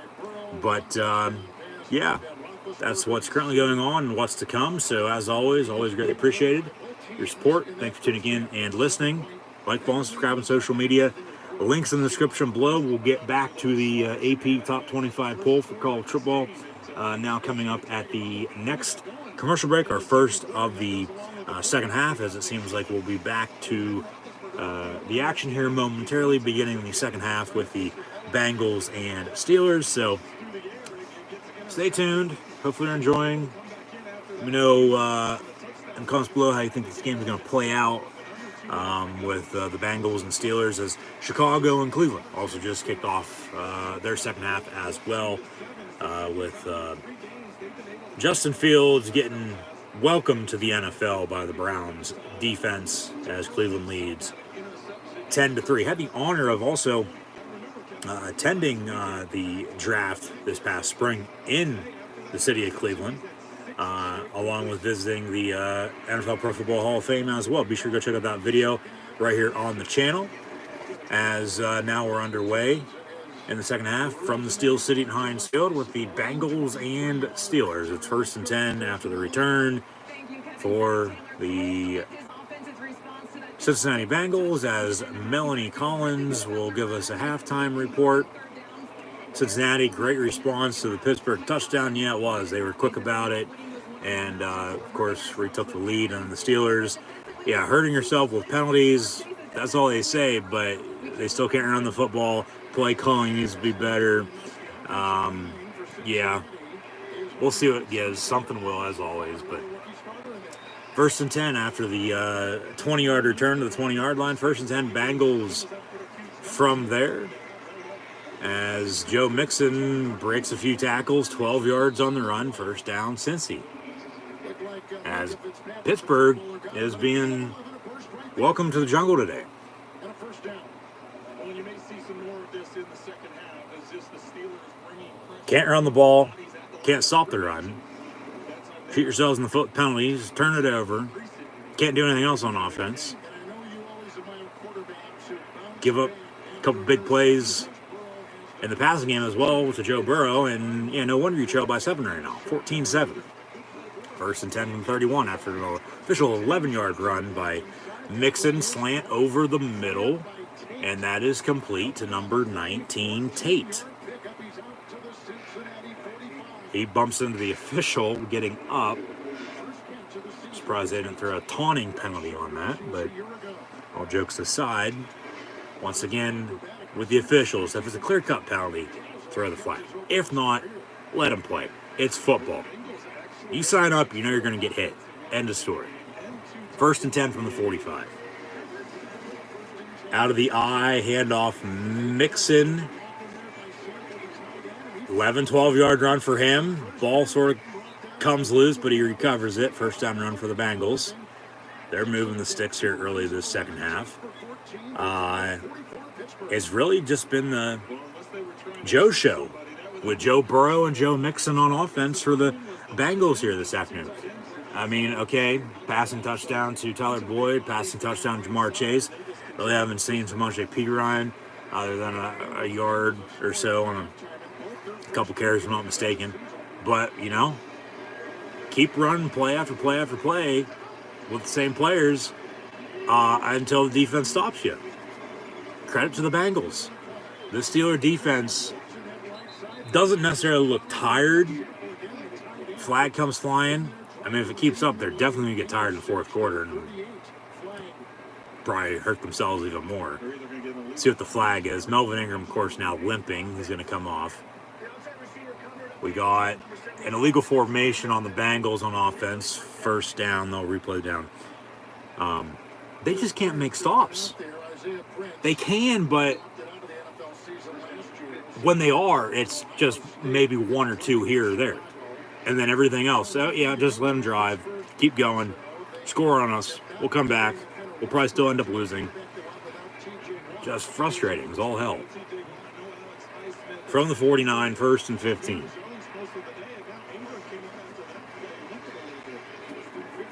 As pass is, in fact, caught by their number 34, former Sooner, and Samaje Perine. There's T.J. Watt on the sideline, out today with a groin injury, suffered last week, and lost to the Raiders. Pittsburgh also without a few other defenders, as Pittsburgh's banged up right now. They are. Hopefully, here soon they'll be getting everybody back to full strength. That's the other thing. Last year they had a few injuries that sidelined, more so on defense as well then last year too, for the whole entire season, but they were still able to, find a way to get to an 11-0 start before losing 5-6. So that's no reason why they potentially couldn't do the same right now, but especially when they didn't have a running game then, they still don't have a running game now, so what's the excuse? 3rd and 3.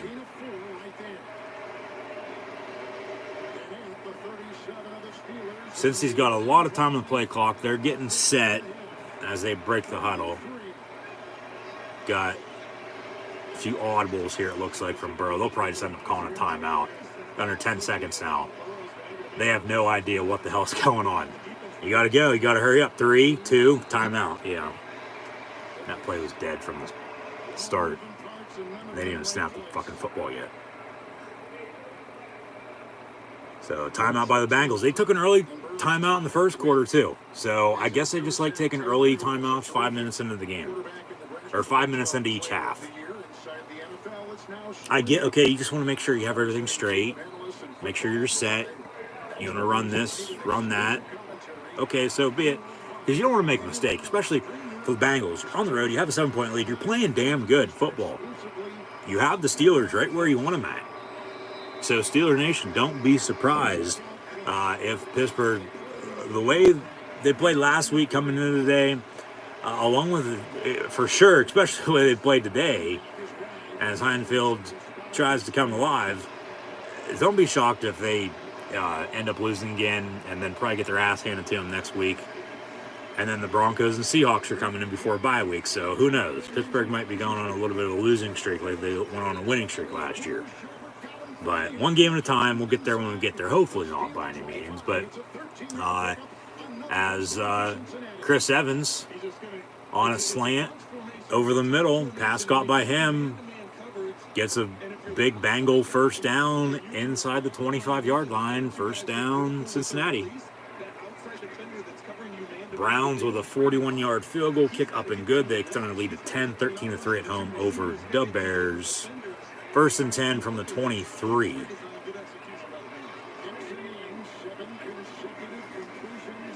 Burrow going to hand off. And Mixon inside the red zone now after pick up a few. I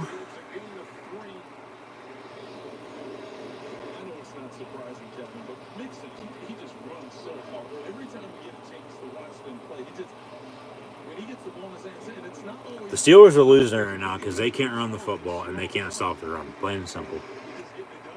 Plain and simple. 73 yards today. He was the number 2 rusher in the NFL through 2 weeks running into this afternoon in the 8th play of the drive. It's second down and 7.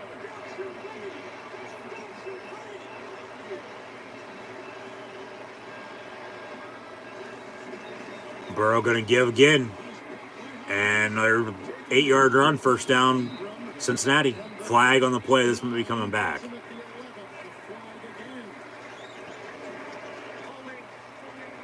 Holding 10 yards, they'll replay it.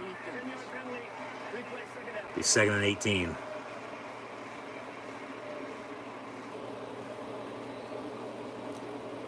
.10:02 to play in this third. Second and 17 officially, excuse me.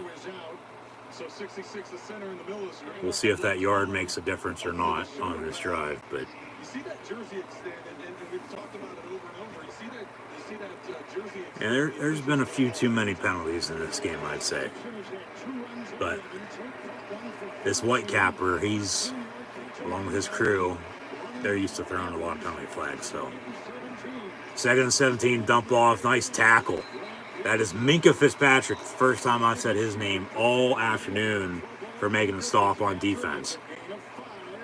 And makes a tackle right after the pass is caught. 3rd and 12. So let's see if the defense can step up and make a play.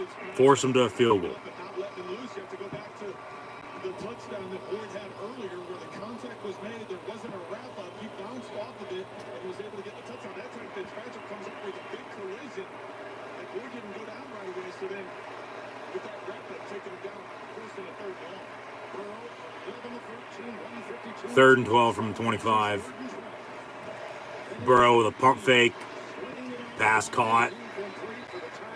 And now they're going to say incomplete. 10 for 87, C.J. Uzma. Not T.J. Hujimama, but... yeah, that's a drop. He dropped that. It's incomplete. 4th and 12. Bengals with a field goal. He's running to the flat. His body and momentum are going one direction. When it's thrown behind him, he has to stop and twist his whole body around and try and catch it. He did get both hands on it, so it will go down as a drop. But This will be officially from, just outside of 40. 43-yard kick going to be up, and it sneaks in.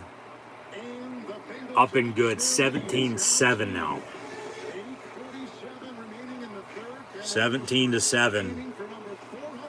Bengals leading the Pittsburgh Steelers. Back to college football, though, for a second. As the top 25 AP poll has since been released after this week's games. As mentioned earlier, Alabama, Georgia are still 1-2. Oregon is 3. Penn State jumps both Oklahoma and Iowa to get to 4. They basically just switched spots with Oklahoma. Penn State's 4, Oklahoma 6. Iowa stays put at 5. Cincinnati's 7.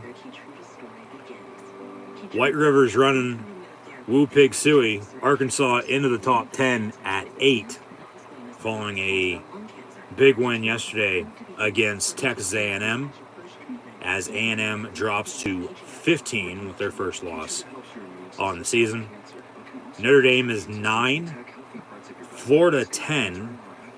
Ohio State drops out of the top 10.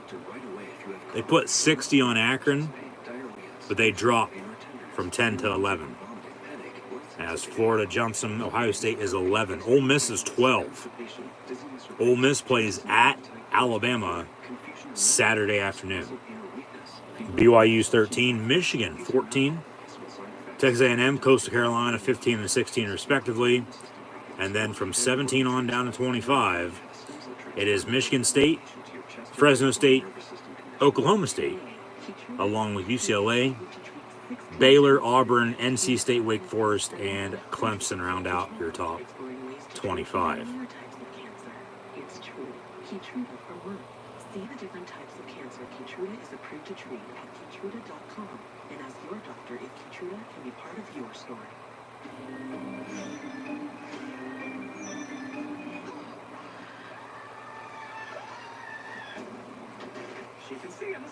Now, next week in college football, along with the NFL, as we surprisingly have some time to fill,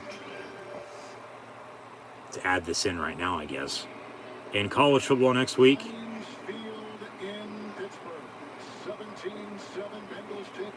we'll have Virginia and Miami on Thursday night, so at least we'll get to see that side by side. Some college football in the NFL with Virginia and Miami along with the Jaguars and Bengals. Next Friday, Iowa and Maryland along with BYU and Utah State. Arkansas, Georgia, Michigan, Wisconsin, both at noon next Saturday. Tennessee and Mizzou as well. As arguably, Arkansas, Georgia should be a little bit later on because there's a few other games in the SEC at 6 and 9 p.m. Eastern time. With Florida and Kentucky, that game should be at noon, I'd say, on ESPN. With, if they'd want to move, which they won't now, but as we're back to the action, 1st and 10 for the Steelers from the 25-yard line, empty set. 5 wide, down 10, 17-7. Ben going to dump it off, complete to Najee Harris. 5-6-yard completion to him. Put Arkansas, Georgia at 6 if they don't want to keep Auburn, LSU, 9 o'clock Saturday night, Death Valley. Penn State's got a home game at night on ABC next week, too, in the stripe out against Indiana. Also next week, we'll have basically all these conferences open up conference play now. Non-conference slate, for the most part, done with. Duke and North Carolina, not in basketball, though. Hold my next thought for a second. 2nd and 4 from the 31. Pass intended for Harris, incomplete. So 3rd down. Minnesota, Purdue should be an interesting matchup in the Big Ten. Texas, TCU. The Horns put up 70 on Tech yesterday. See if they can do the same against the Horned Frogs. Next week, Memphis and Temple. Western Michigan, Buffalo, Louisville, and Wake Forest should be a good one. USC, Colorado. Cincinnati, Notre Dame, along with Ole Miss, Alabama, are your big games this next Saturday afternoon. Oregon, Stanford, Oklahoma, Kansas State, Ohio State goes to Rutgers. 3rd and 4, Roethlisberger picked off, and the Bengals on the return. Najee Harris on the tackle inside the 20, but now Cincinnati's going to have a great starting field spot. There is a penalty flag on the play, though. We'll see if that is. And it's a penalty on Kendrick Green. It's going to be declined. Bengal football, 1st and 10 after another Ben Roethlisberger interception this afternoon.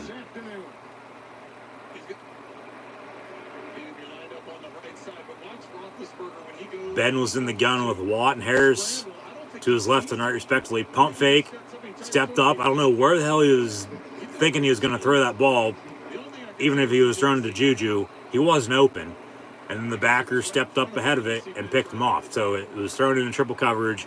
Roethlisberger throws the 2nd interception in the afternoon.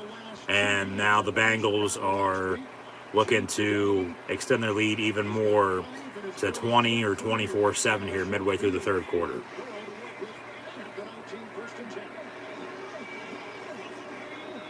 Burrow under center, 1st and 10 from the 19. Hand off to Mixon. Defense needs to step the hell up and make a stop. Plain and simple.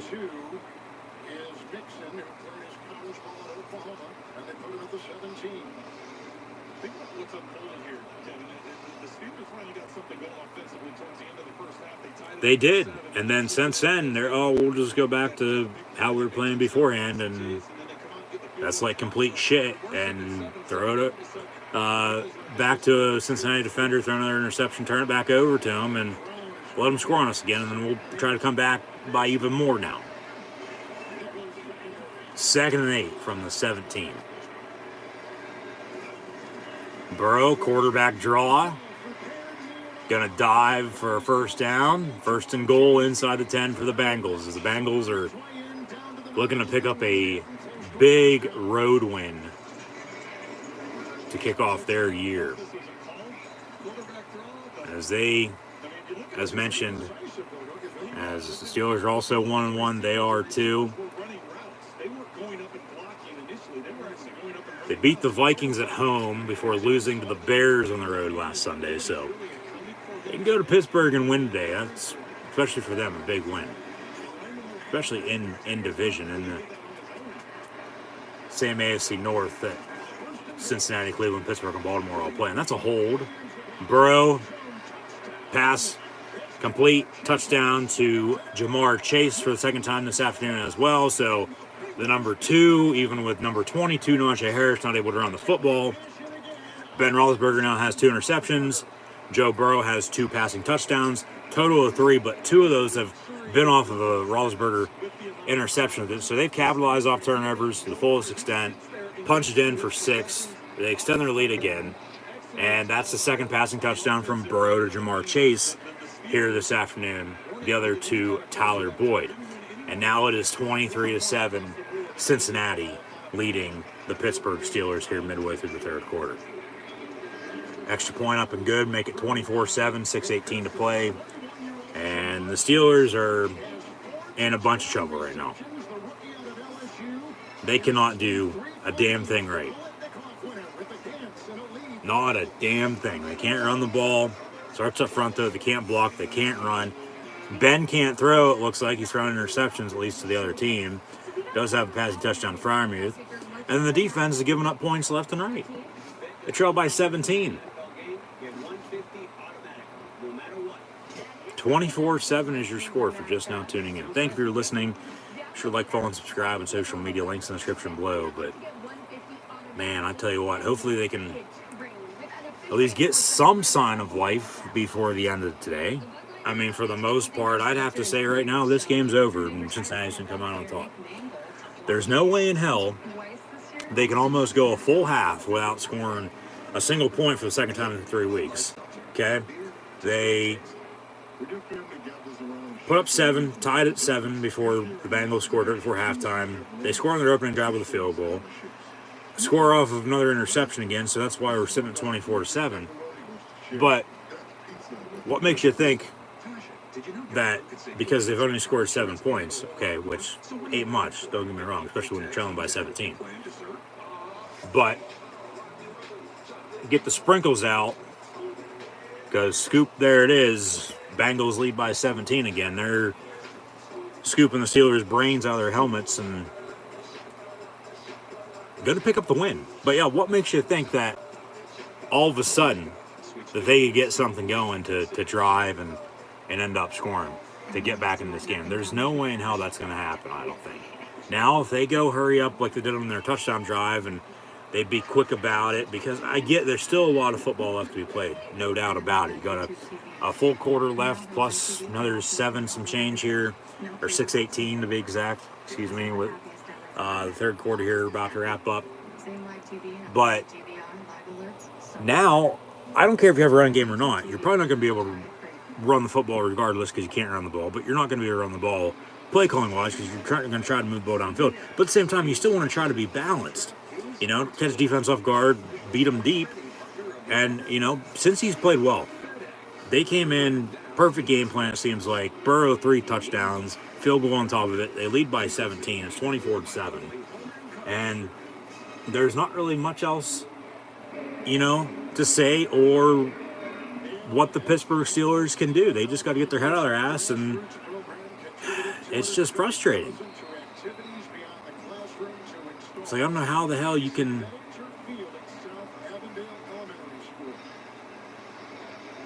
think you can play like this and have a chance to win.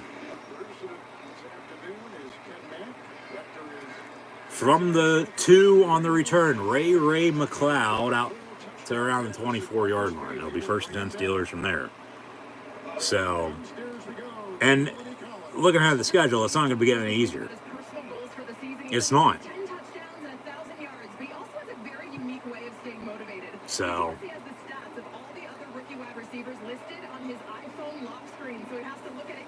just, yeah, they're going to be throwing. Ben already has a few interceptions, so defense knows they're going to be thrown because you can't run the ball, and you're done for. You're completely done for right now. 1st and 10 from the 24. Ben complete to Fryermuth. 1st down at the 39. Well, at least they're going to him, and he's starting to emerge as the number 1 tight end, it seems like, because Eric Ebron's nowhere to be found. I don't even think Ebron has a damn catch this season. If he does, I respond to my question, and it's probably going to be 1 or 2. There's not much. They went to him earlier. It was incomplete. And then, he's just disappeared like Ray Greencard. Defensive line of Cincinnati is at Trey Hendrickson along with Ogunjobi. Traded for B.J. Hill. Spent money. They've made these additions. This was a defense which was not very good. 2nd and 9.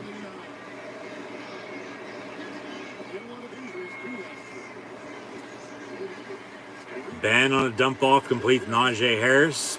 Breaks a few tackles. Nice stiff arm out past midfield. 1st down. Inside the 40, but guess what? There's a damn penalty flag on the field again. This is going to be coming back for probably another hold. I think we're going to get Hendrickson with a hit on Roethlisberger. See what the penalty is. It might be against Cincinnati. Okay, personal foul, roughing the passer. 15 yards, automatic 1st down. So they've thrown 1 apiece on both defenses today. They break even in that category for the time being. But once again, you don't want to have the officials control the game.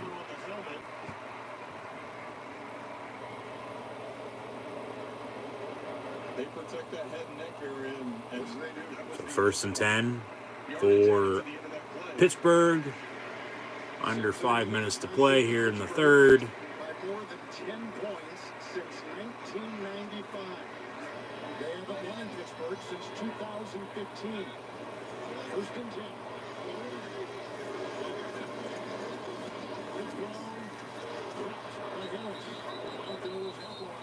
Najee incomplete. 2nd down. Shaking my head, as everybody else is. At least it's not going to come down to the final play unless they come back, and I'm not going to have a damn heart attack today. But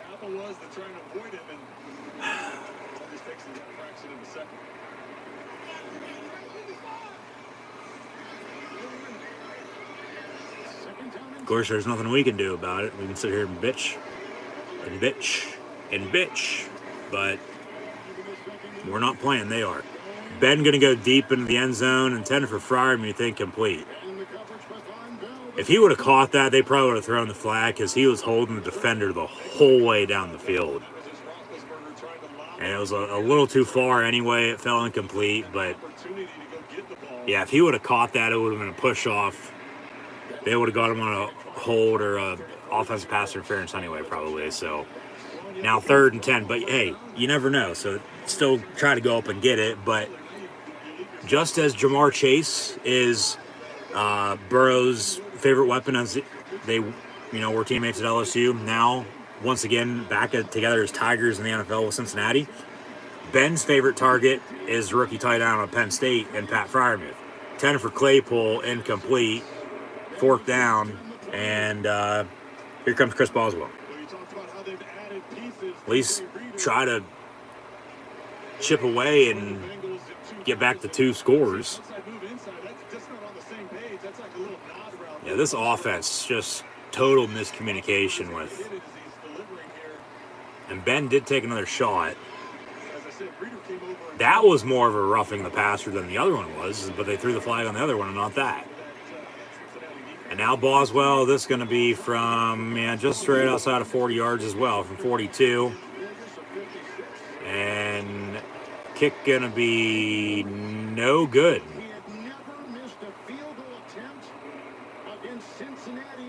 Going to have to see a replay of that. I didn't even see the ball. I saw him kick it, but the ball was like nowhere to be found. Sort of like Brian Laundrie right now, too. And, well, missed it just left. Thought it doinked off left up right there because it bounced back, but no. No good. Steelers can't even kick a field goal. That's how bad they're playing right now. Not today, right now. And by right now, I mean this first month of the NFL, these first 3 games that they're currently sitting at a 1-1 record and about to be 1-2. And for the most part, because Cleveland's going to beat Chicago, Baltimore is going to beat Detroit, and then here with Cincinnati and Pittsburgh both in the NFC North together, all 3 of those teams will be 2-1, and the Steelers will be in last at 1-2. But hey, it's a long-ass season. It's one game. You move on. But I thought we would have moved on after they lost to the Raiders last week, but no, they're still playing like garbage. There's not really much else to be said. There isn't. They can't even kick a field goal. That's how bad it is. So if that's not saying something, I don't know what is, because the offensive line's not playing good. They can't run the football once again. Run the damn ball, please and thank you. Roethlisberger has a touchdown, also 2 interceptions though.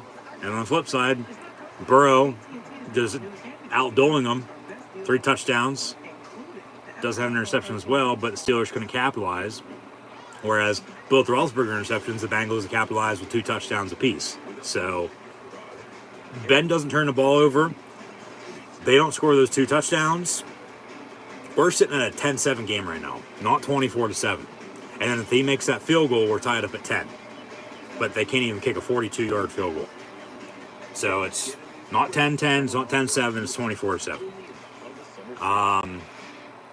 Defense, okay, maybe a few players stepped up early, but since then, nobody's really stepped up or made any plays. Cameron Hayward's trying to get after Burrow. Good protection up front, though, by the Bengal offensive line, to credit where credit's due. I haven't really said his name or Minka Fitzpatrick's. Hell, I get TJ Watt and Alex Highsmith are out. Devin Bush was injured last week. Haven't said his name. Schobert had a tackle or 2 earlier. Melvin Ingram got banged up a little bit ago, too.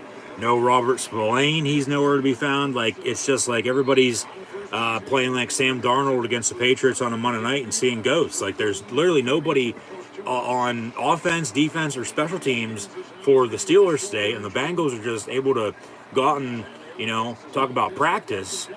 Yeah, that's basically all they're doing, and they're playing against a good Steeler defense, a good Steeler team in general, but they're just steamrolling them, able to walk downfield and score 24 points, leading by 17, 24-7. So that's where we sit at. And it's just a shame. It's pathetic. It's absolutely ridiculous that this is how they're playing, but it is what it is. So what can you do?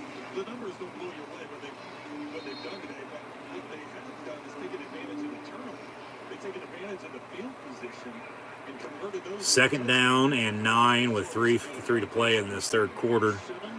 Bengals with the football back following the Steeler missed field goal.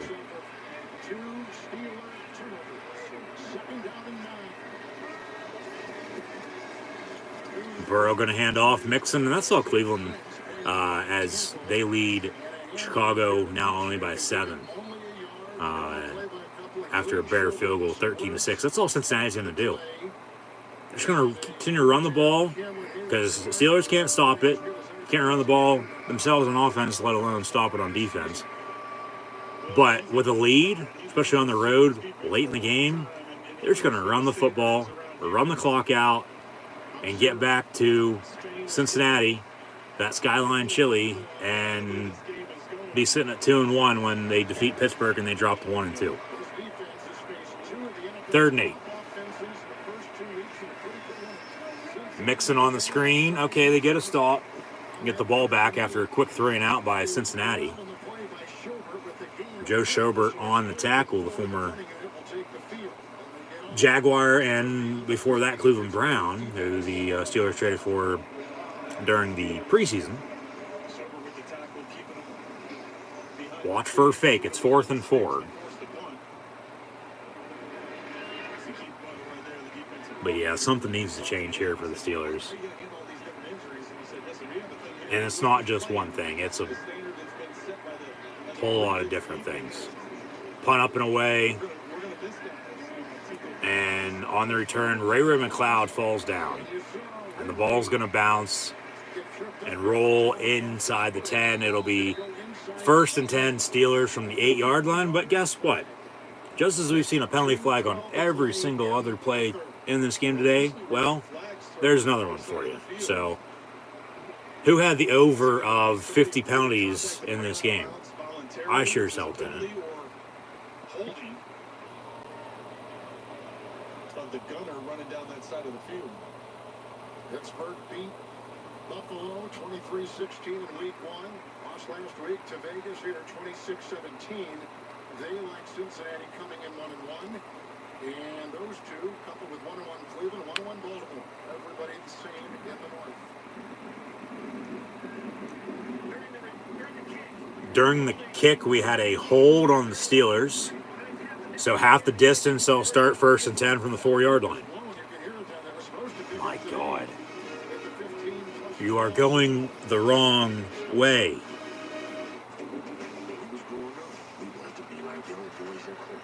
Let's get some shake and bake going, pick up the speed, and get to victory lane chewing some Big Red bubble gum. And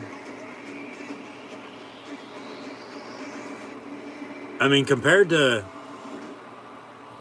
how the Steelers are playing, the Bengals are on fire. They are, like Ricky Bobby. Like, come on. Like, this is just, I don't know what to say anymore. It's pathetic.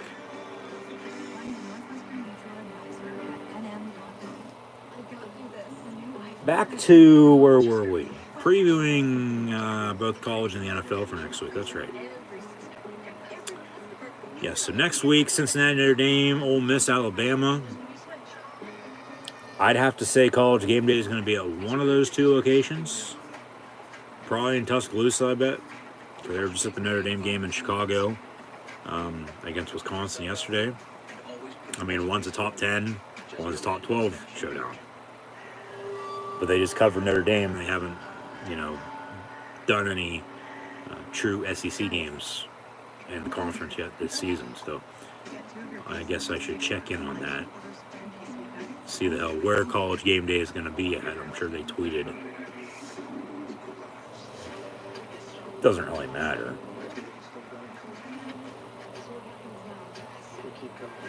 Oh, they're going to Georgia for the Arkansas-Georgia game. That's on ESPN, which is at noon. So they're going to cover their own game at noon on ESPN, unless that game's going to get their kick time moved, like I said earlier, with Florida, Kentucky maybe moved up to noon, and then also whatchamacallit, the Saturday night game in Death Valley at LSU with Auburn coming in. So Battle of Tigers there. And then, because Cincinnati, Notre Dame's on NBC, and Ole Miss, Alabama's on CBS.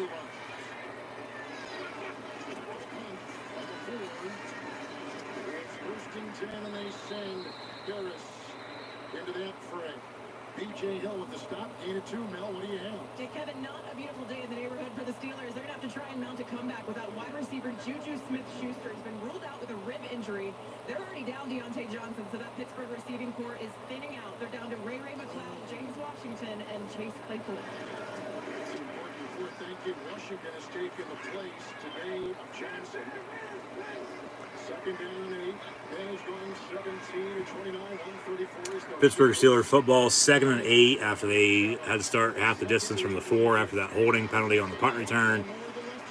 Pass deflected, batted up in the air, almost picked off again. Incomplete. 3rd down and 8 for the Steelers. We'll get back to some college football and the NFL for next week momentarily. And now, Juju Smith-Schuster's out for the remaining part of the game now as well for the Pittsburgh Steelers offense. So they're down to Chase Claypool, James Washington, and Ray McCloud at wide receiver. Eric Ebron's nowhere to be found.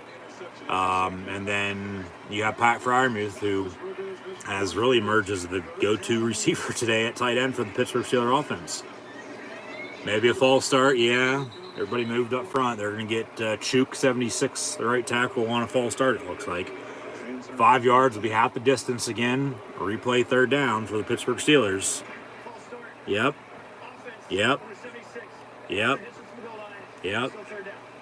Dave Hester. Yep, that's exactly what just happened. Which today has produced 168 yards so far. Looks like he is a little shaken up, and they'll bring in Joe Haig. How do you get injured on a false start? Okorafor went from right tackle to left tackle, then back to right tackle over the last 9 months. Chuk, who just got called a penalty on with a false start, is now injured. How can that be? How can you get injured on a false start unless he pulled his groin backing up? So is Joe Haig going to come in 71 and play right tackle for the Steelers now? Yeah, he does.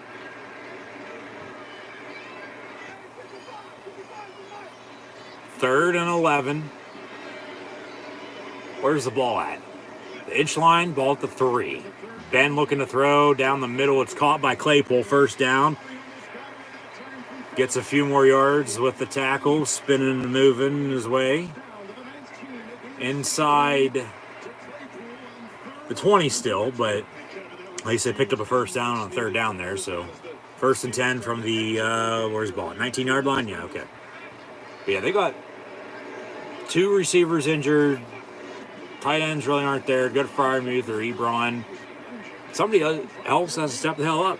They do.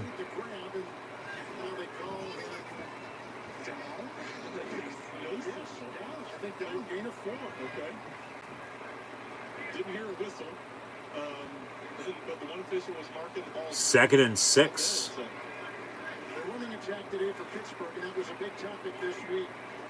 Only 44 yards, 34 by Harris. 2nd and 6. Najee Harris, yard for him. That'll do it for the 3rd quarter, it looks like. As the Steelers at home trail the Cincinnati Bengals 24-7. They will, in fact, have a 3rd and 5 to begin the 4th and final quarter of play. As we sit here on the East Coast, 21 minutes after the 3 o'clock hour, and 3-2-1, end of 3. On to the 4th quarter. See if the Steelers can get some rhythm, momentum built up, get a spark off of something, and make some fireworks here in this 4th quarter and get back into it. I highly doubt it, but at least they were able to get out of that situation they were just in with backing themselves up after the punt, and then a big first down pickup to get to where they're at now to close out the third. So, yeah. Just very frustrating to see them play like this, especially in back-to-back weeks, but even worse today than it was last week.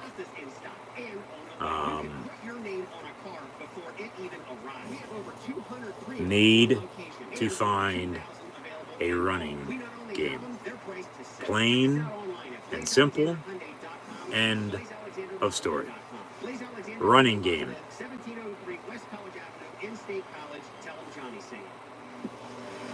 The Steelers and Penn State. Penn State and the Steelers. There's no running game for either team. None. But at least both teams have good defenses. And, I mean, one's still undefeated. Steelers, yeah, they were 1-0 before they lost last week. So that's not saying much. But defense today giving up a lot of big plays. Can't run it. Can't stop the run. Give up big pass. You can't throw either. Roethlisberger has a few picks that the Bengals have capitalized on. So, like I said, he doesn't turn the ball over. They don't score.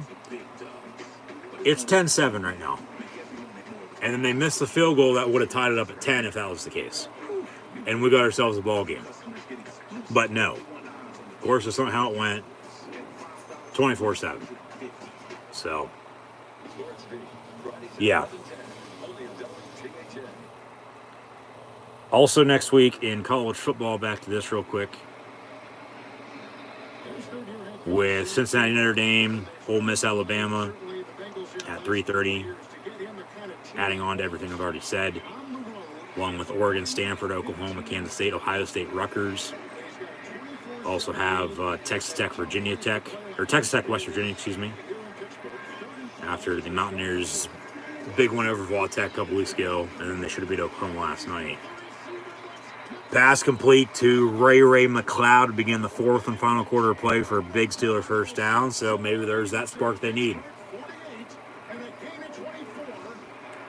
Ben, no pump fake on that play, which was a bit of a surprise, and then puts it up for Ray McLeod to go up and get it down the sideline near side here, and first down Pittsburgh. Out of the gun from the 48-yard line. As Ben, with one more passing touchdown, will hit 400 career.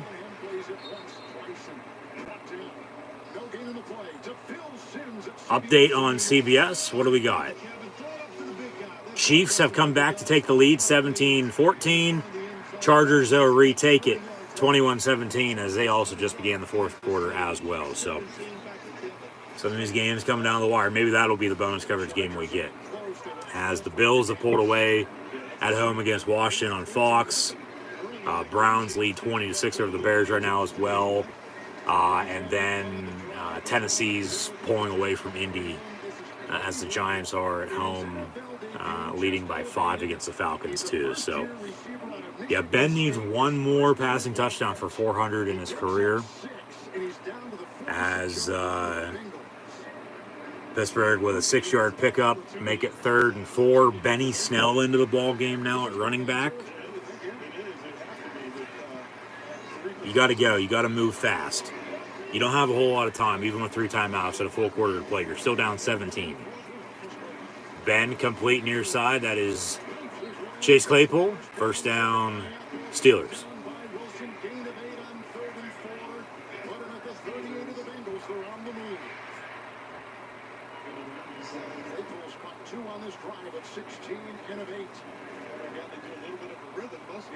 It's continuing the theme of the day. It's a lot of short passes. You've been able to get a little bit of yards after catch. Had the nice one to Ray that was a bigger chunk of the field. From the 38, Ben over the middle. It's complete. Don't know to who. Ray McLeod comes up out of the pile. He got about a yard or so on that. Second down as Joe Burrow warms up on the sideline. Yeah, it has been, and we saw some of that earlier in the game too, where they. It's not like he's going to have to be doing a whole lot come when they get the ball back with the lead, unless Steeler defense starts to get to him. And well, speaking of defense, the Bengal defense just made a play, stripping Raven McLeod for a fumble, and the Bengals recovered, it looks like. So it'll be Bengal football. Stalling the Steeler drive? No. They say Pittsburgh recovers, third down. Roll the clock. That's a fumble. That's a fumble, but I guess the Steelers, regardless if it was down or not, they recovered it. So, yeah, that's a fumble right there. But then Pittsburgh recovered, so it'll be 3rd and 1 for the Steelers. Ben going to go deep near side, has a man in Claypool. Couldn't come down with it. Flag on the play, though. And then now Claypool's a little bit of banged up, as he's going to come off for a play. So they have James Washington and Ray McLeod now as their starting wide receivers. See what the penalty is, as it came flying in when the ball was in the air. Pass interference on the Bengal defense. Spot foul, automatic first down.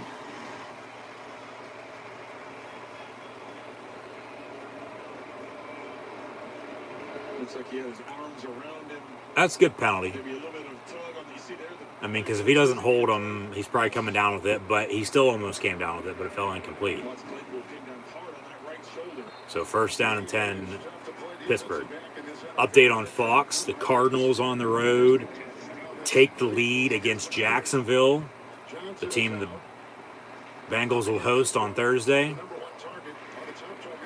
Off of a Trevor Lawrence pick 6 to now lead by 5, 24-19, as all these games are now in the 4th and final quarter of play that kicked off at 1 p.m. Eastern time. Ben, incomplete, 10 for Friday. You hit him right in the hands, incomplete. Right in the hands, up in the air. At least it deflected out of bounds, not in the air, inbounds for an interception again by any means, but incomplete, 2nd down. Even at 39 and all these years and all those hits and all those throws, he's invested in every throw he makes. 2nd and 10, 11:44 to play, 24-7 Bengals leading the Steelers. From the 18. Blue 80 set hut. And pass caught by Washington. Far side for a pickup of 9. 3rd and short again, 3rd and 1.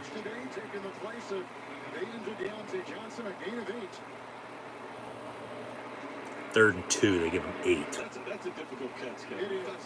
Nice catch by Washington. At least it didn't hit him in the hands, and he didn't drop it like he drops every pass around his way too. But 3rd and 2, 11:22 now to play.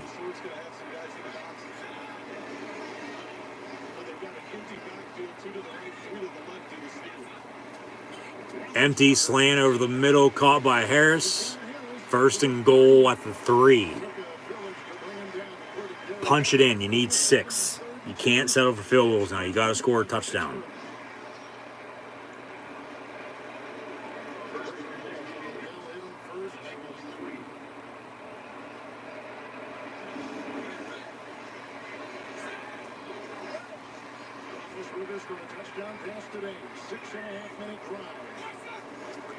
Ben, quick bubble complete to Freiermuth. Flag comes in though. They're going to get Pittsburgh on their offense pass interference for the pick play, it looks like. Yep. Pass interference on Chase Claypool again. 2nd PI he's had against them today.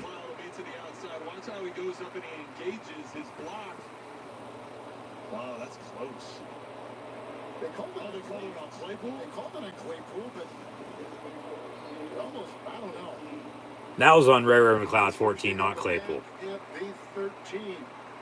Questionable PI, though, regardless of who it was against. Yeah. From the 13 now, 1st and goal again. By the time the ball was in the air, it almost looked like McLeod had a hand, somebody grabbed his face mask and yanked him down. Ben with a pump fake. Stepping up, gonna go down on the sack, back of the 16, get rid of it, throw it the hell away rather than take a sack. But no, I'm gonna take a sack. And now we got a second goal from right around the 15, 20-yard line, looks like. Right at 16, I think, yeah. Come on. Come on. Great research team with Larry Costigan over here with the booth. Second down and goal. False start.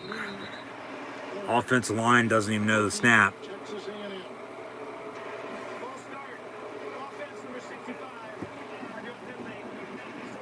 That's the 8th offensive Just too many penalties, too many turnovers. They can't run the football. They haven't been able to stop Cincy on defense.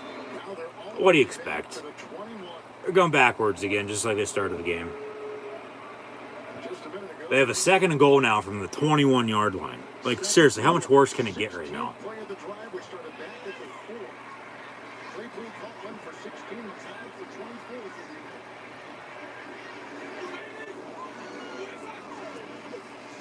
Ben complete to Najee Harris.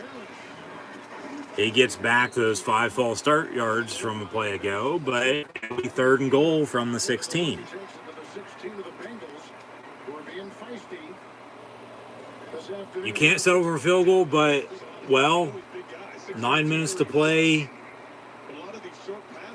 They don't convert on third goal here because they need a touchdown.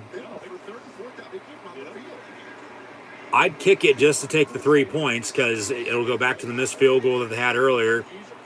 They have that as 24-10 right now. Make another field goal. But you'd probably definitely go for it then. They'll probably still go for it anyway. 24-13, 24-17. But, yeah, they're not going to convert on third and goal here. They get inside the 10, but it'll be fourth and goal from about the 8. They're going to go for it. I'd kick it, make it 24-10. You still got 8 and some change, 3 timeouts, plus a 2-minute warning to score 2 touchdowns to tie it up. Of course, the boos are starting to come in, but it's the right decision to kick the field goal right now to make it a 2-score game because you're already down 17 at 3 scores. You kick the field goal, hopefully you make it, unlike the last one you missed from 42, you make it 14 as the deficit rather than the 17 or the 10 it could be if you'd go for it and score, but it's a fourth and goal from the 8, so you'd have to score a touchdown and you of course, turn it over. They kicked the field goal with 8:09 to play. It's now 24-10 Bengals. There's still a lot of football left to be played. You still got 3 timeouts plus 2-minute warning. Omama's probably about to play with Renegade, and, defense needs to step the hell up now and make stops. I mean, you go back to the last Bengal drive on offense, it was a quick 3 and out, and then the Pittsburgh Steelers there just put this together, and okay, it ended up only being 3. You can't solve for field goals, but in that situation, yeah, you got to kick it. Because if you don't, you're just going to say, we're done with the game right now. We've already lost. At least you're giving yourselves a little bit better of a chance, but not by much. But you just got to continue to go back out and play good defense. Hopefully defense makes a stop. If not, they're done for sure.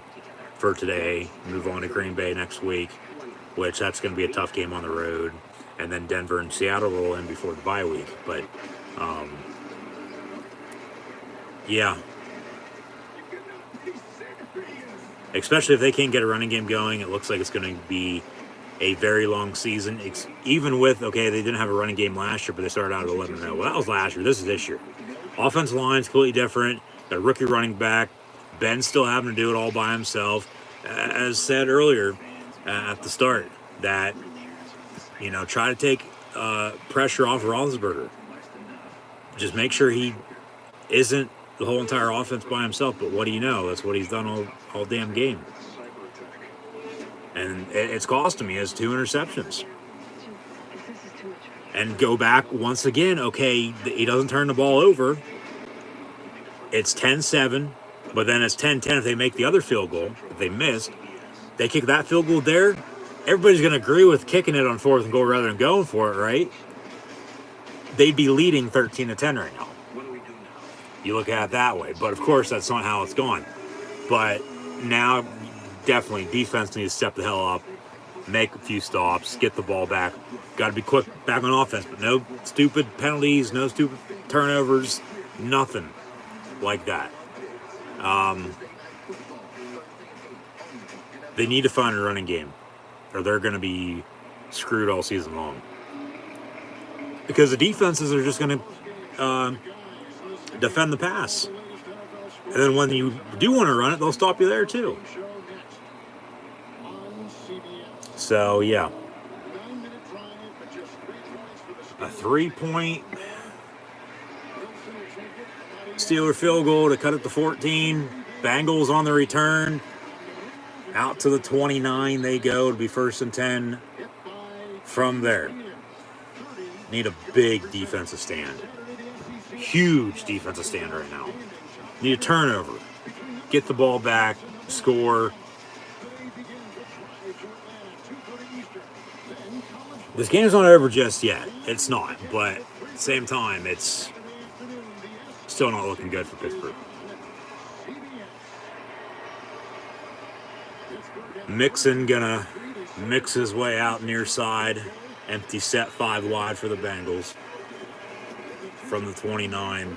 Slant over the middle, almost picked off by Minka, incomplete. That's what you need. You need pressure. You need the back end of the secondary to stand tall. Somebody needs to step up at linebacker, especially with Watt and Highsmith out. Nobody really has today. We'll see who does on defense in general. Steps the hell up. Somebody needs to. Defense needs to stand. Get the ball back. Incomplete, 2nd and 10. The thing, okay, incomplete. Bengals don't take a whole lot of time off the clock. Get the ball back, and then you got some time still. Empty set 5 wide. I don't get why Cincy's not running the football. Run this clock out with a 14-point lead on the road. That's a false start. Thank you. 5 yards. I'll replay 2nd down. 2nd and 15. It was on the slot receiver and number 83, the former Pitt Panther, and Tyler Boyd. So now the Bengals are starting to shoot themselves in the foot. So it looks like maybe. We'll see.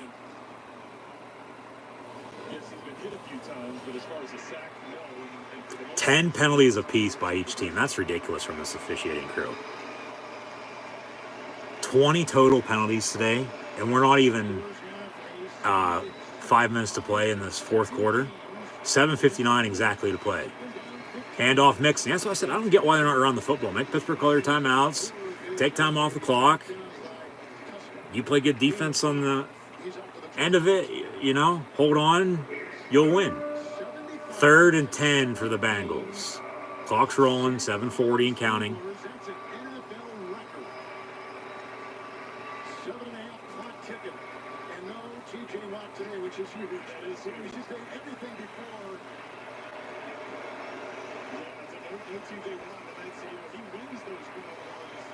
Pittsburgh looking to bring the house.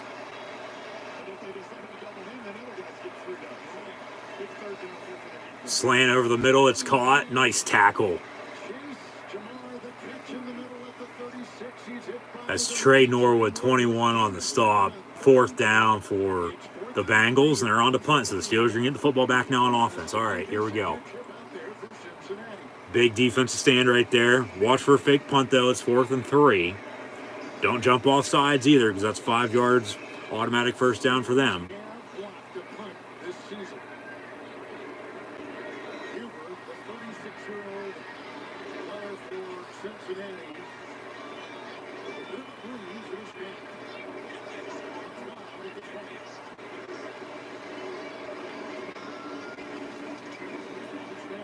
No roughing the punter either. Fair catch signal by the Steelers at the 15-yard line. It'll be 1st and 10 for the black and gold from there with 6:25 to play.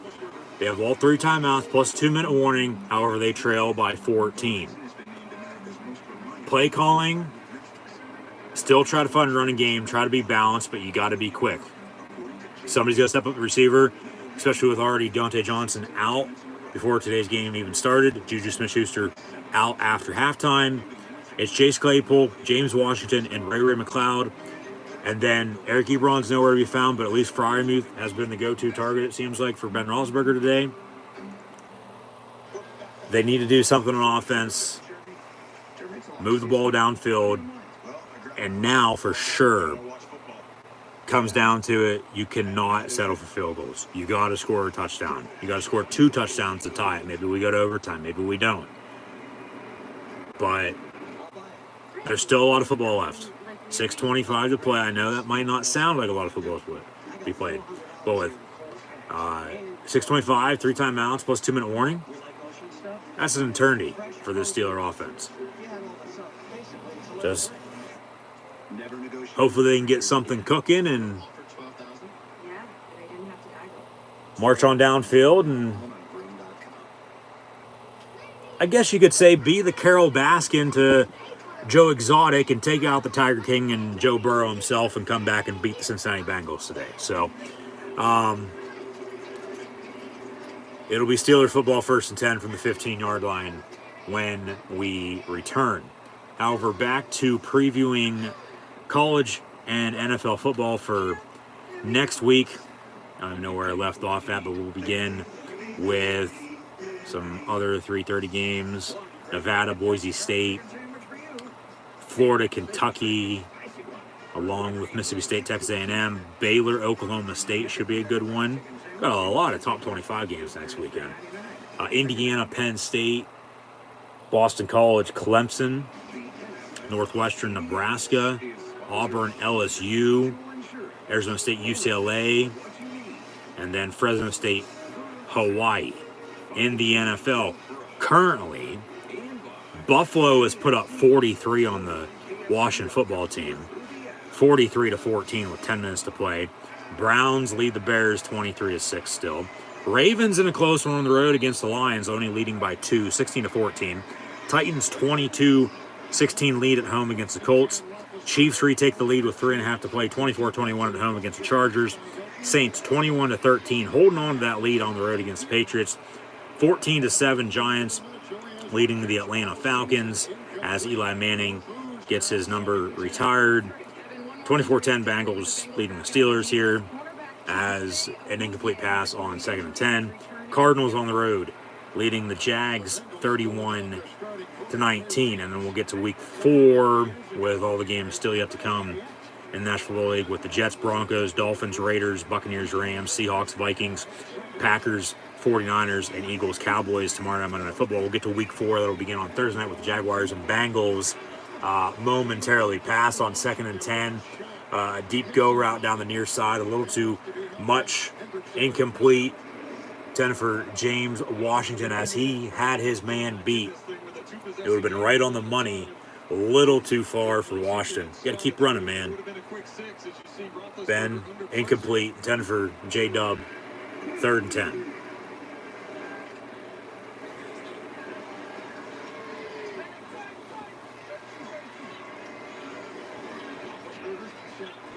From the 15, 3rd down and 10. Of course, we'd like the ball to be inside the 20 and 25-yard line right now, but incomplete. That pass is complete. And it goes to White, number 15. 11-yard reception for him. 1st down for the Pittsburgh Steelers.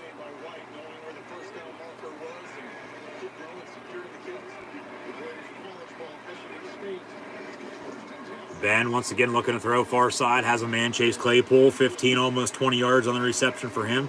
1st down, Pittsburgh.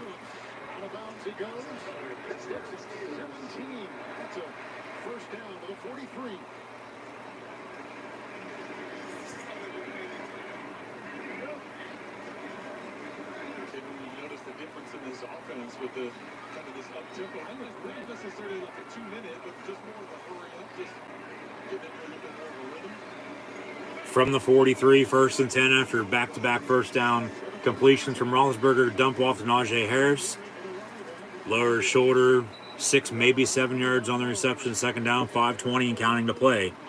Steelers down 14. All 3 timeouts plus 2-minute warning to come.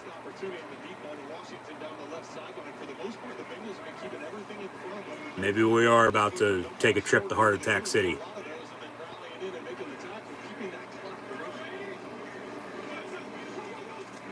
2nd and 5. Ben pump fake. Complete near side. Claypool at the 25-yard line. Another first down for the Steelers inside Bengal territory. First down, Steelers. And now Claypool's banged up again. Slow to get up. Walking to the sideline. Come on. The Steelers are, right now, that injured team that nobody can stay healthy. Ben needs one more passing touchdown to hit 400 in his career. He's almost got 300 passing yards today. Dump off to Najee Harris near side. 9 yards for him, as he's basically the whole entire offense because they can't run the football. But Najee, I mean, run game has sort of come on, but then also Najee in the receiving game, catching the ball out of the backfield, able to do that as well, dual threat. And now we got an injured Steeler offensive lineman, and that is the rookie center, number 53, in Kendrick Green. So it looks like number 60, J.C. Hausner, will come in to replace him. As we've already seen Chuk go down with an injury, Joe Haig's in at right tackle, Dan Moore at left tackle, rookie out of A&M. A few penalties called against him. Dawson, 69, at left guard. I think everybody except for Trey Turner, who got thrown out last week against the Raiders, has had a penalty called against them today, or they're out injured on the Steelers offensive line right now. So from left to right, it should be Dan Moore, Kevin Dotson. Hausner should come in at center now. Trey Turner. I mean, B.J. Finney might go in at center too. We'll see. But yeah, Dan Moore, Dotson, Hausner, or Finney, Trey Turner at right guard, and then Joe Haig at right tackle. Unless, of course, because I haven't seen, Chuk's come back in along with who was it? Well, it was just Chuk up on the line. And now Claypool's injured. You know, they're out with Deontay Johnson to begin the game. Juju goes down halfway through. Claypool was injured. So now they're down to James Washington, River McLeod. Fryermuth seems to be the go-to target. Well, Eric Ebron step up, catch football in the process of doing so, and maybe make a name for yourself in Pittsburgh. As well, Claypool's back in there, so I guess the injury to Kendrick Green saved Claypool some time to get back out there on the field. So he's number one right now, followed by J-Dub and Ray, but 2nd and 1 for the Steelers from the 14, complete to Najee Harris for a Steeler first down at the 11 for a pickup of 3.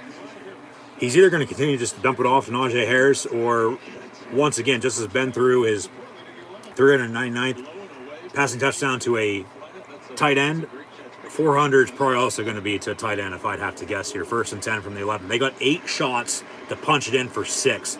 Under 4 minutes to play though now. Empty set 5 wide. Ben looking to throw. Somebody get open. Don't take a sack again. Oh my God. Throw it the hell away. You know better. The Bengal defense has stepped up when needed. They've taken down Ben a few times in the backfield on a few different sacks. The Steelers, the 75-game sack streaks on the line. They do not have a sack today against the opposing quarterback. And that dates back years.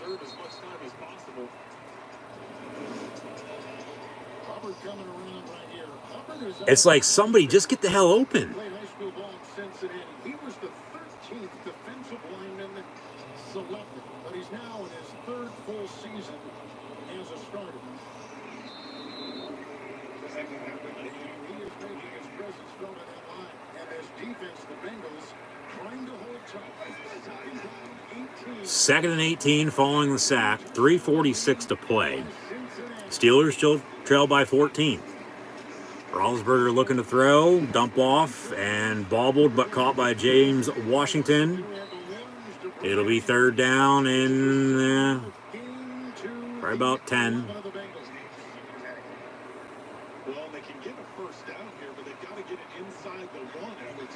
Yeah, 3rd and 10 officially.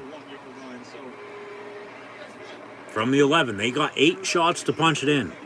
And in this instance, you could not settle for field goal. You got 2 timeouts.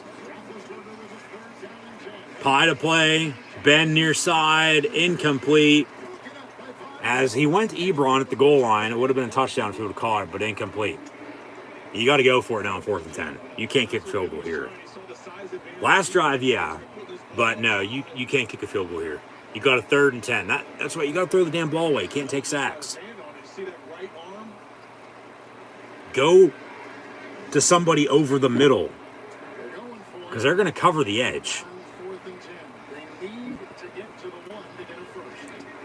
So they did go to the tight end, but here's your ball game, folks. 4th and 10 for the Steelers. 3:09 to play, down 14. They need a first down at the 1.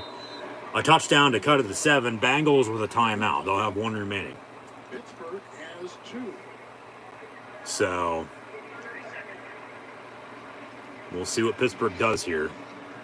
Again, Cincinnati hasn't beaten Pittsburgh by more than 10 points since 1995. And a win here would be back-to-back wins against Pittsburgh for the first time, Trent, since 2012-2013.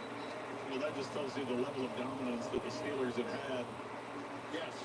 over the Bengals. But it also, what it tells you is how things have turned. Zach Taylor talked to us about the fact this is year number 3. Lou Anarumo, the defensive coordinator, talked to us. This is year number 3. We're trying to get the bodies in. We've had a big roster turnover the last couple of seasons, and we feel like we put ourselves in position. And guys understand what we're trying to get done on both sides of the football. So you can tell it's a much different. 4th down. Here's your ball game. We might get bonus coverage. We might not. Chargers and Chiefs tied up at 24, but they got less than 2 minutes to play. Once it goes to overtime, we probably won't see it. 4th and 10 from the 11. Dump off on the screen to Najee Harris. What the hell are you doing? What kind of play call was that? You run a screen on 4th and 10 and don't even get back to the line of scrimmage?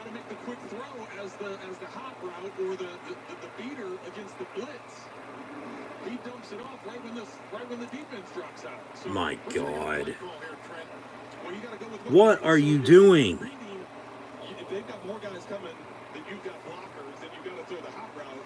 No wonder Matt Canada can't keep a job as an assistant in college or the NFL, for God's sakes.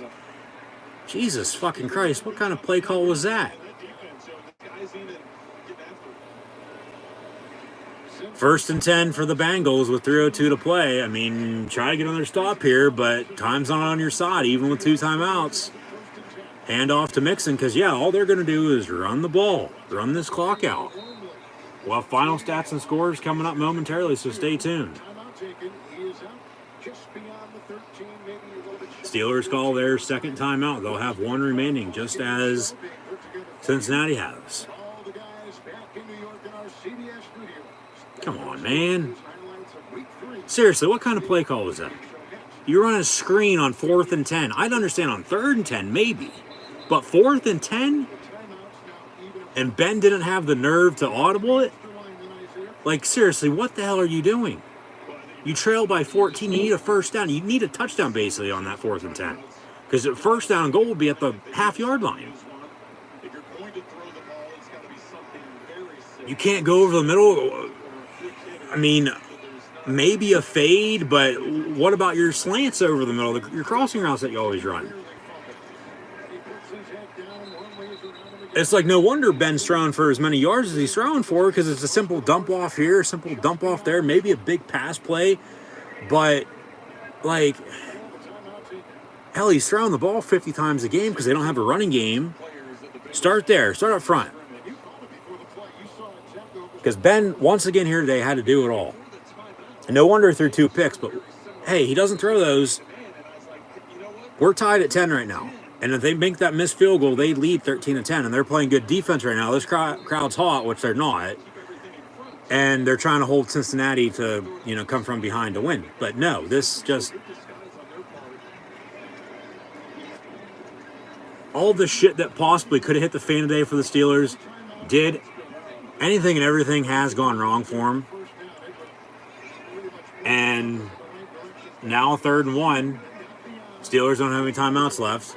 They jump off sides. There's your ball game, because all Cincinnati's going to have to do now, maybe pick up another first down, but because they're going to get a first down off of that. Yeah, you jump off sides, automatic first down. all before the offside, since he called their third and final timeout. So wouldn't they like to have that back? Because there's your ball game. So we're still going. All right, 3rd and 1. Yeah, Pittsburgh jumped. And they could run it down to the 2-minute warning, have a second down, and then also, like I said, maybe pick up another first down, but then run it down under a minute, under the final 40 seconds of the play clock, and take a final kneel down and pick up the win. That's all the Bengals had to do, but they called timeout, no offside, still 3rd and 1.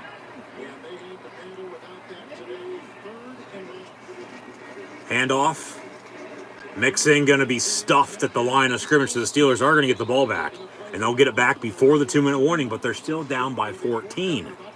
So now we're going to come down to, unless Cincinnati goes for it, you got to score quick, you got to kick an onside kick, you got to get the ball back, and you got to drive and score again with no timeouts and very little time remaining, if any at all. Use the sidelines, but is all that going to happen? That's a big NO. Probably not. So, yeah, just Ben still has to do everything by himself. They can't run the football. Shot themselves in the foot too many times today. They almost block it, but not. On the returns, right around McLeod, it's going to bounce and roll inside the 30, and it'll be down by the Bengals at the 27-yard line. 1st and 10 Steelers from there. They trail by 14, no timeouts, at the 2-minute warning with 1:54 to play. As you got to score, as quick as ever. Quicker than anybody's ever scored before. Seriously, that's how fast you got to score. And then, on top of that, like I said, onside kick, get the ball back, score again to tie it up for serve time, which that's not going to happen. If it does, I'd be, as everybody else would be, completely shocked. At home, Baker Mayfield, the Browns lead by 20, 26-6 over Justin Fields and the Bears. Welcome him to the NFL in his first ever NFL start today. Ravens holding on, but Lions have the ball down 2 with under 2 to play. She's a good egg, though. You know what she is? She is. But, Did you hear she's pulling her kids out of tennis? Stop it again. I mean, even if they drive and score, don't get the onside kick, you got to get another stop on defense, which all Cincy's going to do then at that point is just run the clock out because you don't have any timeout to stop them. And then that's ball game. So you have to score, you have to get an onside kick, and you have to score again to tie it, which that's not going to happen. So this game's over. Next week, the Jaguars, who somehow found a way to blow it at home against the Cardinals. They had them right where they wanted them at. Let them off the hook. They'll be in Cincy, taking on these Bengals who are going to beat the Steelers today. That'll be Thursday Night Football. Jaguars and Bengals. Next Sunday, as we hit October, it'll be Washington, Atlanta, Houston, and Buffalo. The Lions will take on the Bears, Panthers, and Cowboys. Colts Dolphins should be interesting. That's the Jacoby Brissett game. Former backup in Indy, now the starter in Miami, taking over for Tua Tagovailoa with his injury. Browns Vikings, Kevin Stefanski going back to Minnesota, take on his former boss and Mike Zimmer. Panthers Cowboys should arguably be a damn good game at 1 o'clock next Sunday as well. Giants Saints, Titans Jets, Chiefs Eagles, Andy Reid game. Cardinals Rams going to be a good one next Sunday, next Sunday afternoon on Fox. Seahawks 49ers, so all NFC West teams play each other next week. Ravens, Broncos. These Steelers will go to Green Bay, take on the Packers. And then next Sunday night, it's the Tom Brady return to Foxborough, take on the Patriots. Buccaneers, Pats. Next Monday night, Raiders and Chargers. Final stats and scores momentarily with the Bengals and Steelers. 2nd and 2 after an 8-yard pickup on the first play. Incomplete to Najee Harris. Now the Steelers have a 3rd and 2. 1:29 to play, no timeouts, down 14, and yeah, there's no way in hell they win. None. No Alex Highsmith coming into this game. No Deontay Johnson, the wide receiver, and then Juju Smith-Schuster goes down today. They've had some injuries on the offensive line as well. They need to get healthy, and they need to get healthy fast. Slant over the middle, caught and dropped, but I think they're going to give him the first down to Chase Claypool. No, they say incomplete, and it's 4th and 2. So they can't even move the ball 10 yards, let alone drive and score. So what do you expect? This absolutely pathetic showing by the Steelers today. Just seriously, like, how the hell do you expect to win in the NFL when you're playing like this? Because you're not going to. 4th and 2, here's your ball game again.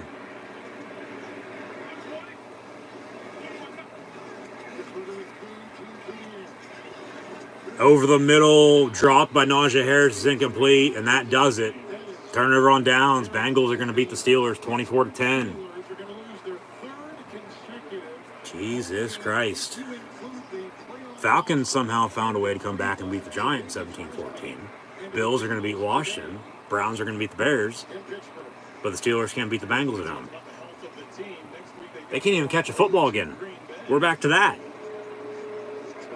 Yeah, it's hands on head, just not knowing what to say, shaking your head, arms crossed. Like, literally everything that they should be doing right, they're doing wrong. We'll have a kneel down, another one to come, and the Bengals are going to win it 24-10. See if we get bonus coverage.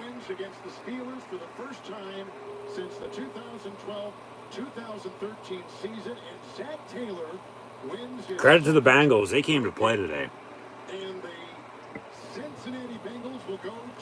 They came to play today. They deserve to win. They do. The first place Cincinnati Bengals. Well, the Bengals and Browns are going to be tied atop the AFC North 2-1. We'll see what happens with the Ravens and Lions game. Yeah, Bengals got a short week. They host the Jags on Thursday night. Lions actually just kicked a field goal to go up 17-16 on Baltimore. So I guess that's one good thing that could happen today for the Steelers. Have the Ravens lose, so you're not all by your lonesome the bottom of the AFC North at 1-2. Post-game handshakes, Bengals win it as the time ticks away. Final score, 24-10 as the Cincinnati Bengals come into Pittsburgh and defeat the Pittsburgh Steelers by 2 scores. Go back to the missed field goal, go back to the 2 interceptions. We will get bonus coverage. Chargers, Chiefs 30-24 LA with 32 seconds to play. And I believe we're about to get bonus coverage on Fox as well with the Cardinals and Jags with 5 seconds to play. It's 31-19 Jaguar football. Mahomes deep intended for Tyreek Hill. It's incomplete, almost picked off. 2nd and 10. That play took 8 seconds. They need a touchdown to win it. No, but go back to, starts up front. They can't run the ball. Roethlisberger had to do it all. Didn't get the 400 today either. Their only touchdown was a 4-yard passing touchdown from Roethlisberger, Freiermuth, plus the field goal. Plus they missed a field goal. You go back to the missed field goal. You go back to the 2 interceptions Roethlisberger threw.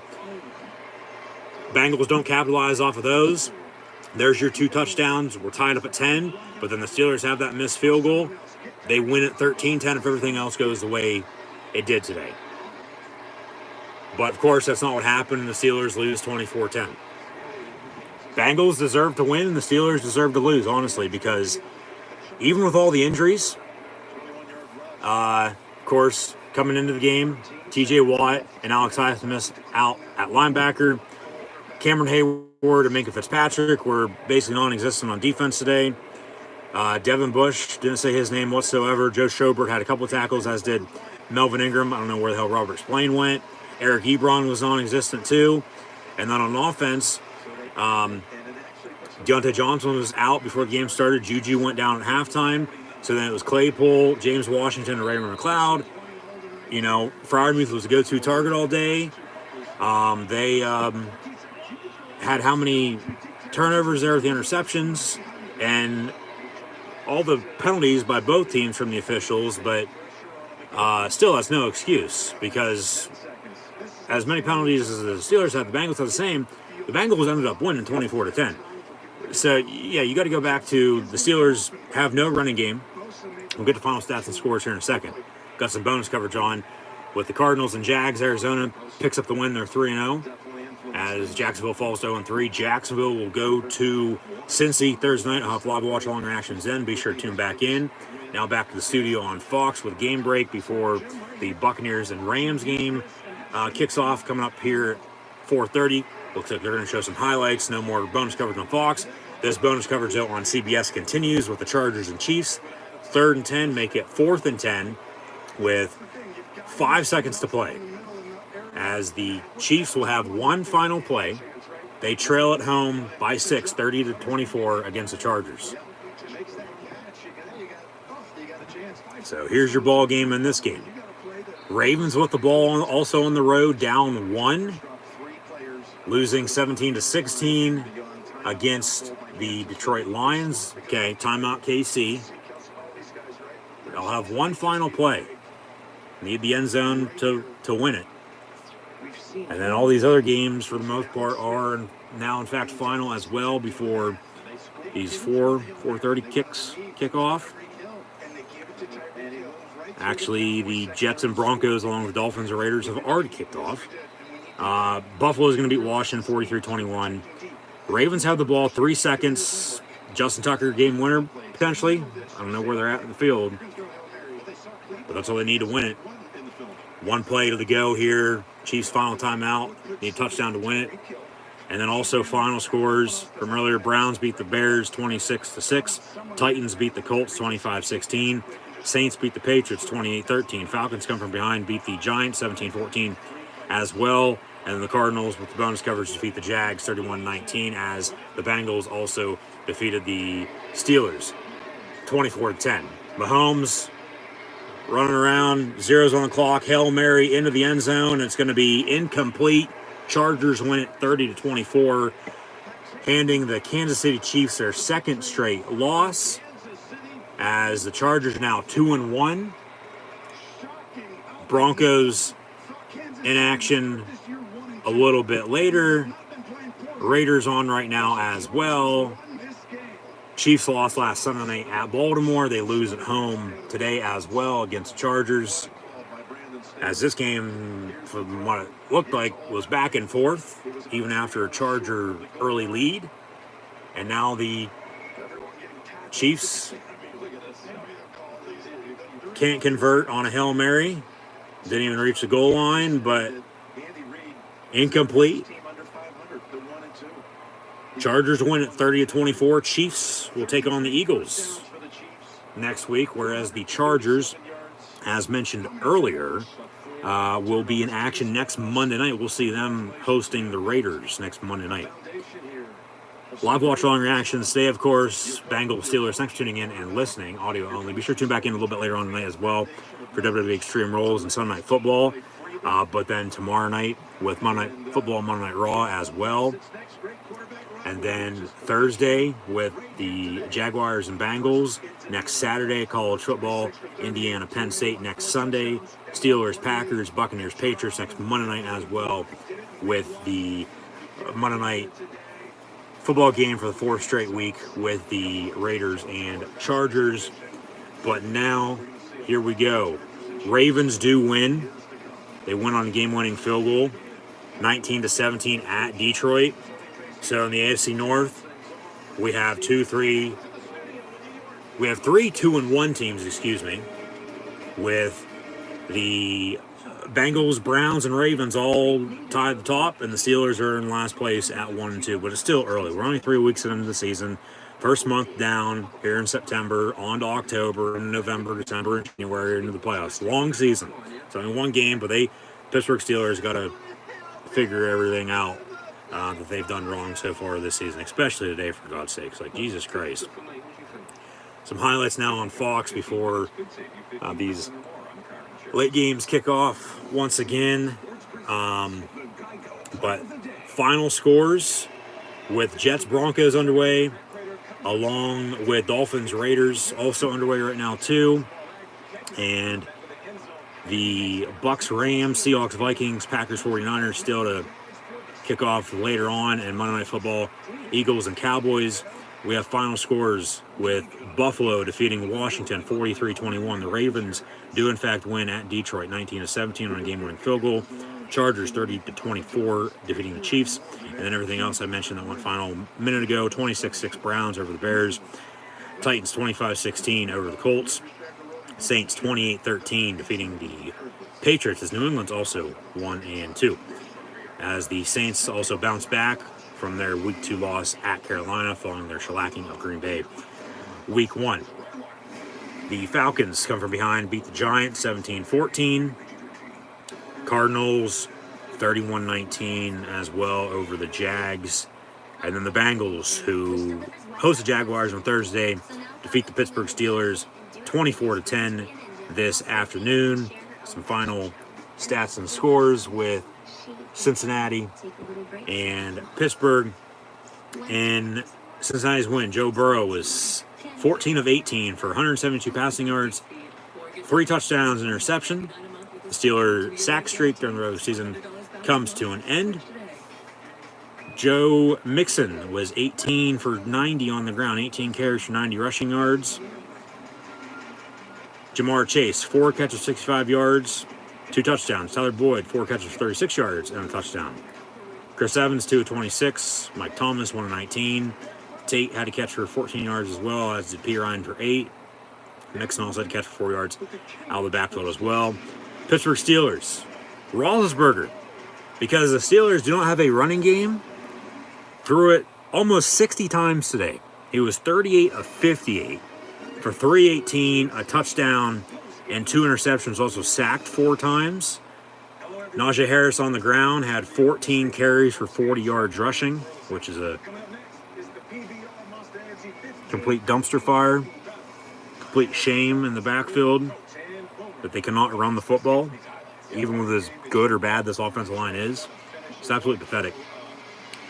I mean, Najee Harris out of the backfield, though, had a 100-yard receiving afternoon, had 14 catches for 102 receiving yards. Claypool had 9 catches for 96 yards. Ray McLeod had 3 catches for 33 yards. Juju Smith-Schuster, 325. Freiermuth, 322 and a score. James Washington, 3 for 20.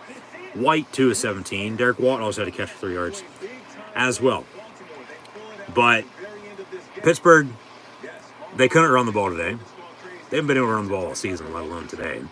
They couldn't stop the run either. They turned it over a couple times, all damn penalties. I mean, what do you expect?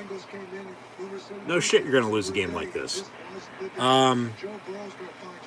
Yeah, it starts up front, the offensive line. They couldn't protect Ben, and they couldn't get after Burrow. Can't run the football. At least Najee caught what he caught out of the backfield. But no, they don't have a running game. Roethlisberger has to do it all by himself, which he can't, not at this age anymore. Someone needs to step up. Even with all the injuries, still no excuse. Someone needs to step up. It's 1-0 mentality. It's next man up mentality. Standard is standard for the Pittsburgh Steelers. Last I checked, right? Yeah, exactly. Highlights on both CBS and Fox, waiting for these late games to kick off. But, no. There's no running game. They cannot run the ball. They couldn't stop the run today. Roethlisberger threw it for almost 60 times. His 38 to 58 as mentioned. Sitting on 399 all time in his career for passing touchdowns now. See if he gets it next week at Green Bay, or you have to wait until Denver or Seattle rolls in before the bye week, as we'll get into October. But need to fix the running game. Need to find a fucking running game, please and thank you, Jesus Christ. Like, how hard is it to run the football? Run the damn ball. Start there with the offensive line, protect quarterback, You know, the basics, the basic fundamentals of football. If you play fundamentally sound football, 9 times out of 10 you're going to come out on top and win. Good, you know, like I said a little bit ago, a game plan by the Bengals today. They deserved to win. The Steelers deserved to lose. They did. The offensive line needs fixed. They can't run the football. Can't stop the run. Roethlisberger doing it all. All the injuries, of course, coming in. Deontay Johnson, wide receiver. Juju went down, so they're, you know, down there. But hell, when a third-string receiver in Chase Claypool and a second-string tight end, Pat Freiermuth, are your go-to targets for Roethlisberger, somebody needs to step the hell up. Eric Ebron, James Washington, Reverend McLeod, Jack Gentry. Pittsburgh's banged up right now, especially on defense. T.J. Watt, Alex Highsmith are out. Joe Hayden, along with Cameron Sutton, Minka Fitzpatrick. Cameron Hayward on defense didn't do a damn thing today. Along with Robert Spillane, or Joe Schobert had a few tackles, but even Devin Bush, like, it's like nobody was there. They didn't show up to play, and they got beat. And more power credit to the Bengals. And they should, you would think, win again on Thursday against the Jags. Pittsburgh probably going to lose next Sunday night, or Sunday afternoon, at Green Bay against Packers. The Packers play tonight on Sunday Night Football on the road against 49ers, so watch that game if you're a Steelers fan, if you want to get a little heads up to see what Green Bay is doing if you don't know. Scout them a little bit, if you will. But, yeah, play calling needs to be 10 times better, for one. They need to find a running game. If they find a running game, they'll be balanced. They won't be have Ben throw for 60 times a game. You know, I get it's not 20 years ago, hell, 10 years ago anymore. But no quarterback should be having to throw 60 times a game, regardless if you're down by the few scores that they were down by, because honestly, they were in today's game from start to finish. They were. Don't get me wrong, okay? Early 7-0 deficit. They tied it up at 7. But then right before halftime, I think that's when the game changed for the Steelers in favor of the Bengals. It was right before halftime. Burrow hit Jamar Chase for a big passing touchdown. And they didn't really know how to capitalize off of it coming out of the half, because then it was 17-7. Steelers in the meantime missed a field goal. Yeah, they made a field goal late, but then they give up another passing touchdown from Burrow to Jamar Chase. Burrow had 3 passing touchdowns, 1 to Tyler Boyd, 2 to Jamar Chase. Ben with 1 passing touchdown to Pat Freiermuth, and then a field goal. But okay, it's 7-0, 7-7, and then 14-7. But just go back to Ben Roethlisberger's 2 interceptions. Okay? He doesn't turn the ball over. Bengals can't capitalize and score 2 touchdowns off of that. That's 14 points. Take that away from the 24 they finished with. That's 10. The Steelers also finished with 10. Okay? And then also the Steelers, with the touchdown and the field goal, they also missed a field goal. You win the game then 13-10. But no, because of all the penalties and all the turnovers. But even with the penalties, they had just as many. So that's still no excuse. And even with all the injuries, that's still no excuse either. They need to find a running game. Plain and simple. I've said it for the most part all last year. I've said it, I know, every goddamn game this year so far. I'll continue to say it until they find one. And then once they lose again, I'll start right back up. They know it as much as I know it, along with everybody else listening, watching, that's a Steeler fan, football fan in general. I mean, if you can't see you don't have a running game, look yourself in the mirror. And that's where they need to start first. They need to take a good hard look in the fucking mirror, getting ready to go on the road to Green Bay next Sunday. Because if not, they're going to start out 1-3. Denver and Seattle are looking tough, as always. And then it's the bye week. You might go to Cleveland on Halloween with 1 win week 1 and be 1-5, 1-6. Like, I hope to God not, but just throwing it out there. So Yeah. They need to fix every little thing because everything that possibly could have gone wrong for them today did. They need to learn how to catch the football once again. They need to learn how to run the football once again as well. At least Najee's working out of the backfield. It's not like he's non-existent. Like, doesn't have anything to show for it. He had 100 receiving yards out of the backfield for a starting running back in the NFL. When was the last time that happened? So, I mean, I guess that's a high. That's a positive coming out of the loss. But only, 40 yards rushing? When Ben threw it almost 60 times? Balance. Consistency. He's not going to be doing that if you have that. Rams and Buccaneers take the field out in L.A. as Brady returns home to California. They'll be on the road next Sunday as well in his return to New England, take on the Patriots. But, man, I tell you what. This Pittsburgh Steelers team, if they don't get their act straight, they're going to be in for a very long 2021 season. Because it's not going to get any easier, especially to the bye week. You got Green Bay, Denver, and Seattle. Then you go to Cleveland. So at least I get, okay, the first 2 months of the season, you're only on the road 3 times. But you're 0-2 at home in back-to-back weeks. Start out 1-2 this year with losses to the Raiders and Bengals now. And you probably should have lost to the Bills week 1 too, but the defense kept you in the game until the offense got rolling. Special teams helped out that game too, from what I can recall. And today, defensively, they just gave up big play after big play after big play. Couldn't stop the run. They don't have a running game of their own, so start there. They find a running game, they'll be all right because everything else will work itself out, believe me. And like I said at the start, who's going to step up on defense? Well, the answer was no one. Nobody stepped up. With the injuries to T.J. Watt, Alex Highsmith, Deontay Johnson, Juju Smith-Schuster. I mean, everybody's banged up right now. I get that much. It's only going to get worse because you got how many more games to play? So that's still no excuse. You got to fix the offensive line. Shot themselves in the foot way too many damn times today, plain and simple. And they don't have a running game. It's absolutely pathetic.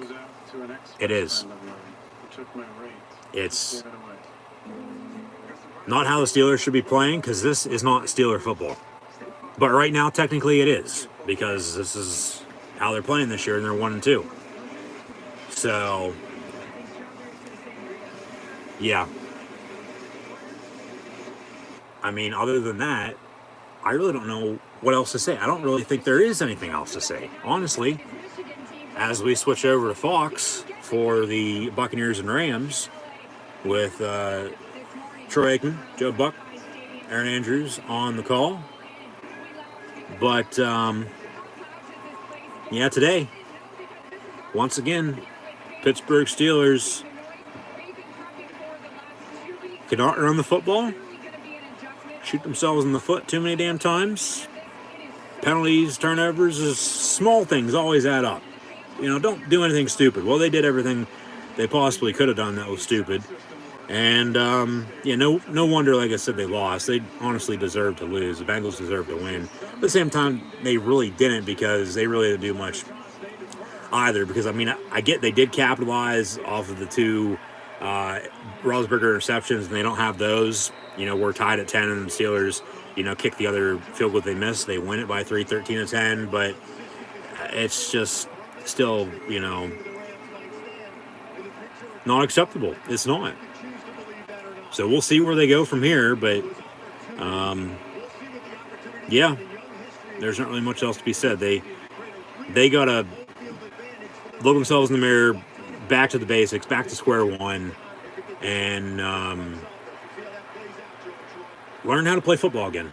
Because it seemed to me today, other than Roethlisberger, you know, doing everything on offense and nobody really stepped up on defense, and they let the Bengals, you know, for the most part, walk all over them. They forgot how to play football. They didn't even show up to play today. So, yeah, I'll leave it at that. I mean, like I said, there's not really much else to be said. I mean, if you watched the game, you saw the hell what happened anyway. So, thanks for tuning in and listening. As always, greatly appreciated. Be sure to like, follow, and subscribe on social media. Links in the description below. We're underway with Buccaneers and Rams. Tampa with the football to begin the game. We'll have Sunday Night Football still come, a couple hours, with the Packers and 49ers. We'll have side-by-side live watch-along reactions, audio only with that as well. Later tonight with WWE Extreme Rules.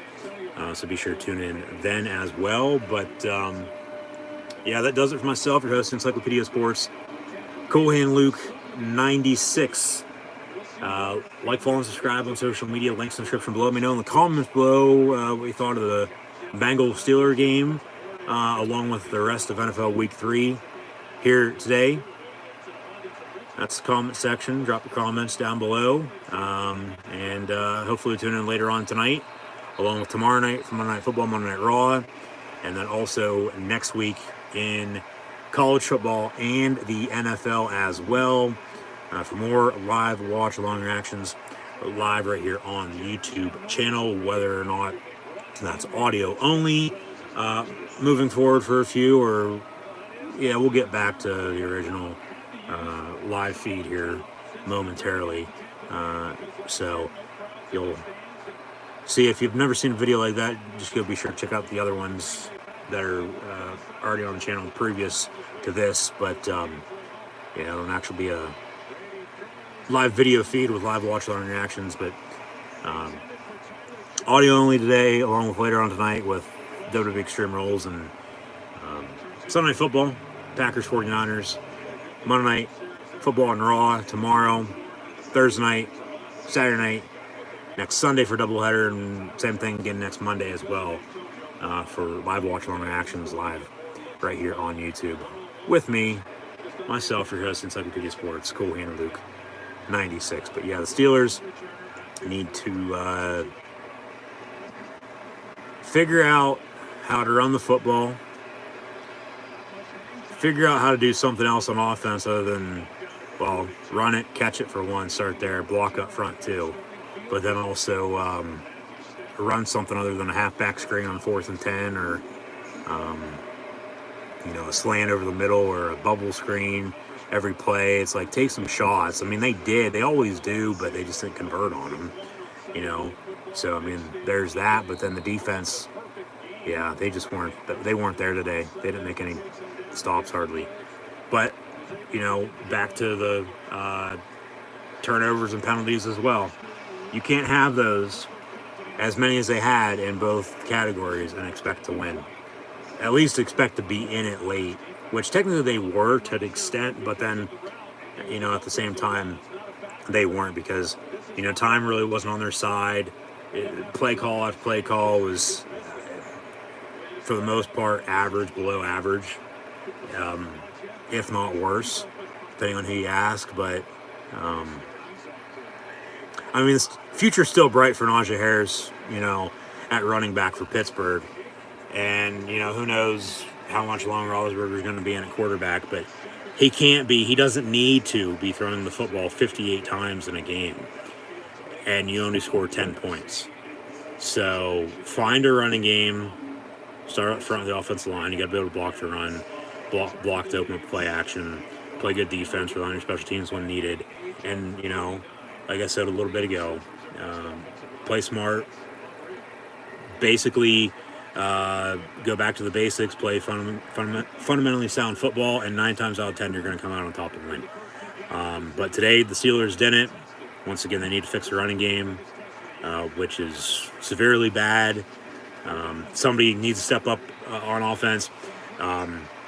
Somebody else needs to step up on defense. A few players need to step up on defense, especially with all the injuries right now. But there's nothing really you can do until the players come back from injuries. So until then, it might be ugly like this the next few weeks. I honestly have no idea. It's one game at a time. They got Green Bay on the road next Sunday. We'll see what happens then. But even with all the injuries, all the penalties, all the turnovers, that's still no excuse. Once again, like I said, last I checked, the standard is the standard for the Pittsburgh Steelers. It's next man up mentality. It's 1-0. That's why you have 53 players on the active roster, and then you have your practice squad as well. They need to find a running game. Running game. Defense needs to make more stops. Defense needs to make more plays in general, for God's sakes. I mean, come on. Like, how hard is it to see that? That's why I said they need to take a good, hard look in the mirror. Start there, go back to the basics, and move on. And don't do anything stupid, because once again, all the small things add up in the end. And today, even with the 2 turnovers that Cincinnati capitalized on and the missed field goal, say those, go the other way, meaning Roethlisberger doesn't throw those 2 interceptions, and the Bengals don't capitalize and score those 2 touchdowns, and it's tied up at 10, and then the Bengals, or the Steelers, do have that missed field goal, and they win it 13-10, they probably still would have found a way to lose, and they probably still would have lost anyway. So Bengals win it 24-10 here this afternoon, defeating the Pittsburgh Steelers in the Steel City for the first time since 2015. Also defeating the Steelers in back-to-back games for the first time in almost a decade, dating back to 2012 and 2013. And now the Steelers are in last place in the AFC North here a month into the season at 1-2 with everybody else, with Cincinnati, Cleveland, and Baltimore at the top, tied for first place at 2-1 respectively. But it's still a long-ass season, 18 weeks, 17 games, expanded playoffs as well. But Steelers continue to play like this, they're not going to get there. But they got the Packers on the road next Sunday, so I'll see everybody then for more live watch-along reactions of NFL Pittsburgh Steelers football. Then, once again, because the Pittsburgh Steelers didn't do enough to win, Bengals did. Steelers lose by 14. 24-10, need to find a running game once more. It starts up front. How many times do I have to say it? Starts up front, the offensive line, run the football, open up the play action, play good defense, rely on your special teams, you're going to win. Plain and simple. But they shot themselves in the foot, both feet actually today, way too many times. And the Cincinnati Bengals once more defeat Pittsburgh as the Steelers fall to 1-2. Final score 24-10. Once more, thanks for tuning in and listening to my audio-only live watch-along reactions. Live right here on YouTube of the 1 o'clock kick here, week 3 in the NFL with the Bengals and Steelers. As Cincinnati defeats Pittsburgh once again, 24-10. Thanks for listening. Thanks for watching. Be sure to like, follow, and subscribe on social media. Links in the description below if you tune back in later on tonight as well for more live watch-along reactions with WWE Extreme Rules along with NFL Sunday Night Football. Tomorrow night, Monday Night Football and Monday Night Raw as well in football and professional wrestling. Next week, college football and NFL live watch-along reactions then as well. But today, the Bengals once again defeat the Steelers by a final score of 24.